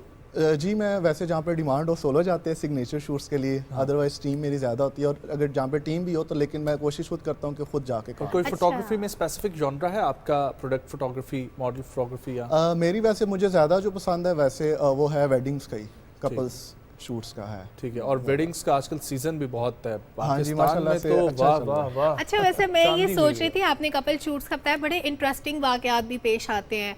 आप कुछ एक्ट करने के लिए बता रहे होते हैं कपल को और वो या तो कुछ और कर देते हैं या कुछ उल्टा हो जाता है। कोई इंटरेस्टिंग बात अगर आपको याद आ रही है तो शेयर करें हमारे साथ। ऐसा है कि लाइक आउटडोर स्टे आजकल ज़्यादा चल रहे हैं ना, इवेंट्स वगैरह और शूट्स भी चल रहे हैं। तो जब हम उनको गाइड करते हैं कि नहीं आपने ऐसा जो है ना कपल्स को या ब्राइड को, दोनों में से जिसको हम गाइड कर रहे होते हैं कि आपने ये पोज करना है, तो अगर जब पोज मिस कर देना तो वहाँ पे बहुत ज़्यादा हमारे जो हैं वो काफ़ी क्रिएटिविटी टाइप हो जाता है कि यार नहीं हमने ऐसा करना था। और सम टाइम होता है हाँ नहीं तुम इसके साथ फोटोग्राफर साथ अच्छा कर रही हो, मेरे साथ अच्छा नहीं कर रही। तो कपल्स के अंदर काफ़ी ये जो है ना चीज़ें हो जाती है। हाँ, ये ज़्यादा इंटरेस्टिंग मोस्ट जो होता है ना उस स्टोरी होती है उस टाइम पे। ठीक है, सोशल मीडिया के लिए टिप्स? एक्चुअली मैं जो अपना जितना भी वर्कआउट है और पाकिस्तान जितने भी सेलिब्रिटीज़ के मैंने शूट्स किए हैं, मैं अपने सारे अकाउंट्स को खुद देख रहा होता हूँ, साथ में टीम भी देख रही होती है। लेकिन यह है कि आप अच्छी जो है कैमरा वर्क करें, अच्छी क्रिएटिविटी करें तो आपको इंशाल्लाह आपको एंगेज आपके साथ बढ़ती जाती है। अच्छी पिक्चर बनाने की टेक्निक, कोई बेसिक टेक्निक उन लोगों के लिए जिनको सेल्फीज बनाने का बहुत शौक होता है, आप क्या शेयर करेंगे? फ्रेमिंग ज़्यादा अच्छी है। लाइक कैसा फ्रेम? एक अच्छा फ्रेम लाइक आप जब फोटोग्राफी कर रहे हैं तो आपका मिड फ्रेम, आपका साइड फ्रेम प्रॉपर। अब हमने तो कैमरा लास पढ़े हुए ना, तो हमें आइडिया है कि हम किस कैमरा लास से ये वाला शूट निकालेंगे और बेस्ट आएगा। ठीक है, तो वो मस्ट है कि आपको फ्रेमिंग कैमरे की और नॉर्मल जो आपको और आपका फोकस स्टिल फोटोग्राफी पे है या आप वीडियो शूट्स भी करते हैं? मैं माशाल्लाह दोनों में ऑलराउंडर हूँ। Very good. वाह, क्या फ्यूचर एम्स हैं? क्या फोटोग्राफी को कंटिन्यू करना है? हाँ जी, अभी तो मेरा वैसे मुझे ज़्यादातर इसी में माशाल्लाह प्रेज आई मिल रही है, तो इसी को मैं कंटिन्यू करूँगा फर्दर भी। ठीक है, और इसके लिए कोई प्रॉपर प्लान आपने सोचा है कि किस तरीके से जाना है और कैसे आगे परस्यू करना है? बस अभी जैसे जैसे लेटेस्ट आपको पता है ट्रेंड चल रहे हैं, तो हम ट्रेंड के साथ साथ ही चलते हैं। लाइक और आजकल ट्रेंड क्या चल रहे हैं जी? आजकल क्या ट्रेंड? आजकल ट्रेंड जो है वो चल रहा है नजम, आउटडोर शूट्स चल रहे हैं और प्रॉपर स्पॉट बुक हो रहा है, कोई रेस्टोरेंट बुक हो रहा है। यहाँ से जैसे आप स्कर्डू ट्रैवल कर लें तो मतलब नेचर के साथ ज़्यादा शूट्स चल रहे हैं। हाँ जी, नेचुरल शूट्स ज़्यादा अच्छे चल रहे हैं। जबरदस्त। हाँ जी। और ये बताएं कि आप, जैसे नजम ने पूछा, मैं उसी सवाल को रीफ्रेज करती हूँ, जी, सोशल मीडिया के लिए टिप्स, क्या आप हैशटैग्स बहुत अच्छे डालते हैं या कैसे ज़्यादा ऑडियंस कैसे आती है आपकी? ऑडियंस मैं आपको बता रहा हूँ ना कि इवन दोस्त के हमारे जो प्लेटफॉर्म्स हैं ना, आप उनको जो उनकी डिमांड है, जैसे वो आपको गाइड कर रहे होते हैं कि आप वीडियोस अच्छी HD फॉर्म में हो, हैशटैग्स हमारे प्लेटफॉर्म तो हमें गाइड ही नहीं करते, हमें बताते ही नहीं कुछ। नहीं, आप हमसे पूछ लिया करें, अब आपके साथ हमारी होगी तो इंशाल्लाह हम आपको गाइड कर दिया करेंगे। आप हैशटैग अच्छे यूज़ करें, उसके कैप्शन अच्छा दें वीडियो के ऊपर, ठीक है, और प्रॉपर वीडियो की क्वालिटी अच्छी आप करें, वीडियो की क्वालिटी अच्छी हो, जी, कैप्शन अच्छा हो, कैप्शन हैशटैग अच्छे हो, जो आपको लाइक ऐसा कैप्शन अगर आप किसी ने सिर्फ पिक्चर ही अपलोड करनी है नहीं, पिक्चर्स के लिए भी आप दे दें, अच्छी बात है। मेन चीज़ आपका जो है वो कैप्शन डिस्क्रिप्शन जो है वो बहुत ज़्यादा मैटर करता है कि अच्छा, आपकी फॉलोइंग बढ़ना कब शुरू हुई, किस ईयर में? मेरी लाइक जब पहले तो एक प्लेटफॉर्म था जो लाइक जिस तरह हमारे फॉलोअर्स हुए हैं अभी, तो जैसे मुझे अवार्ड्स भी मिले हैं, 3 से 4 अवार्ड्स मुझे मिल चुके हैं वेडिंग में, 4 मिलियन, अगर मेरे सारे सोशल मीडियाज़ के फॉलोअर्स इकट्ठे करें ना तो 4 मिलियन प्लस फॉलोअर्स पे जाता है। तो उस तरीके से अगर आप जाते हैं तो कैप्शन अच्छी डालें और वीडियोस को डे बाय डे 2 से 3 वीडियो में हर प्लेटफॉर्म पे अर्न कर रहे हैं। अभी तो आप पता है हमारे पाकिस्तान में कोई ऐसा प्लेटफॉर्म नहीं है सिवाय यूट्यूब के जो आपको कुछ पे करे।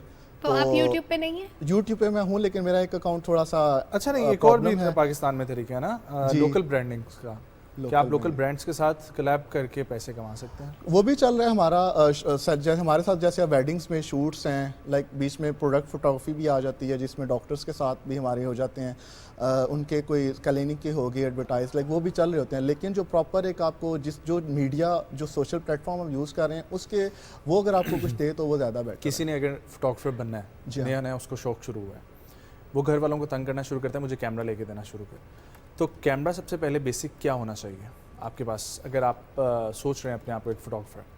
फोटोग्राफी में वैसे 20 बिगनर आपको थोड़ा नॉर्मल कॉस्ट में ले लें, जब आप जैसे नॉर्मल कॉस्ट में भी 50-55 का तो आता ही है। नहीं आजकल तो 50-55 का नहीं आ रहा, सेकंड हैंड की मैं बात कर रही हूं। हाँ, वो उतना मिल सकता है, हाँ जी, वो भी मिल सकता है एक्सपेरिमेंट के लिए। I think so, I am not as a beginner आप ले सकती है उनके आप तो इतने तक आप कॉस्ट कर सकते हैं, तो आप ले लें उस पर। अब समटाइम जब मेरे पास भी स्टूडेंट आते हैं बिगनर्स, उनको एक नॉर्मल जो है वो कैमरा हम उनको गाइड करते हैं कि ये मॉडल आप कर लो जिसमें थोड़े मल्टी फंक्शंस होंगे जो आपको सीखने में आसानी आपको होगी। अच्छा, जितना महंगा कैमरा होता है उतने अच्छे उसके बाकी फीचर्स भी होते हैं या सिर्फ लेंस की क्वालिटी का डिफरेंस होता है? ये आजकल तो है वैसे ये दोनों चीज़ें बहुत कॉस्टली हैं, लेंस अलग से आपको परचेज करना पड़ता है। और वैसे कैमरा में भी बड़ी वेरिएशन आ गई है ना, जैसे खास तौर पे वीडियो शूट के लिए ऑस्मो, गोप्रो और पता नहीं क्या क्या, गिम्बल, ढेर चीजें क्रिएटिव काम के लिए मैं आपको बता रहा हूँ कि सिनेमैटिक अगर आपने प्रॉपर सिनेमेटोग्राफी करनी है उसके टूल किट बहुत ज़्यादा है। जैसे आप बता रही हैं क्रेन 2 है, लाइक DJI की प्रोडक्ट्स हैं और फर्दर ऐसी कंपनीज हैं जिनकी बहुत अच्छी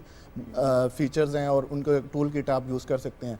अब जैसे मैं अपना कैमरा हमेशा मेरे साथ होता है, तो अभी भी साथ ही है, तो इस कैमरे को हाँ जी मेरे अपने इसको हर जगह पे कैरी करता हूँ, जहाँ जो नजर आए कैप्चर कर लेते हैं, नेचुरल हो, ट्रैवलिंग हो, वेडिंग हो, कुछ भी हो। अच्छा, नेचुरल में अक्सर ना हम खबर शेयर करते रहते हैं कि डिफरेंट फोटोग्राफर्स कभी वाइल्ड लाइफ से रिलेटेड बहुत उन्होंने इंतजार किया कोई पिक्चर क्लिक करने का, कभी नेचर शॉट्स लेने के लिए, तो कभी आपने किसी की चीज़ का इंतजार किया पिक्चर क्लिक? हमें बस एक ही चीज़ इंतजार करवाते हैं कि जब टाइम हम कपल को जो टाइम देते हैं ना उस टाइम पे कपल हमारा पहुंचता नहीं है और वो हमें इंतजार करवा रहे हैं। मेकअप में टाइम लग जाता होगा ना उनका। और वैसे आपके शूट ज्यादा आउटडोर करते हैं, आप प्रेफर करते हैं या इंडोर भी? आप कुछ ना कुछ जो इसमें है ना ट्रेंड के हिसाब से है, अभी जैसे ट्रेंड नेचुरल चल रहा है तो हम नेचुरल पे ही चल रहे हैं, जंगलों में, रेल्स पे, पहाड़ों पे। एक और मार्जिन भी मिल जाता है ना, लाइट कंट्रोल करने का ऑप्शन नहीं मिलता। जी हाँ, लेकिन मैं अभी आजकल तो बहुत ईजी हो गया हुआ है, लाइक आप जो है ना टूल किट्स हैं जैसे लाइट रूम वगैरह है, कलर ग्रेडिंग टूल किट्स को यूज अब आ जाती है गेम, जब एक दफ़ा अच्छी पिक्चर क्लिक हो गई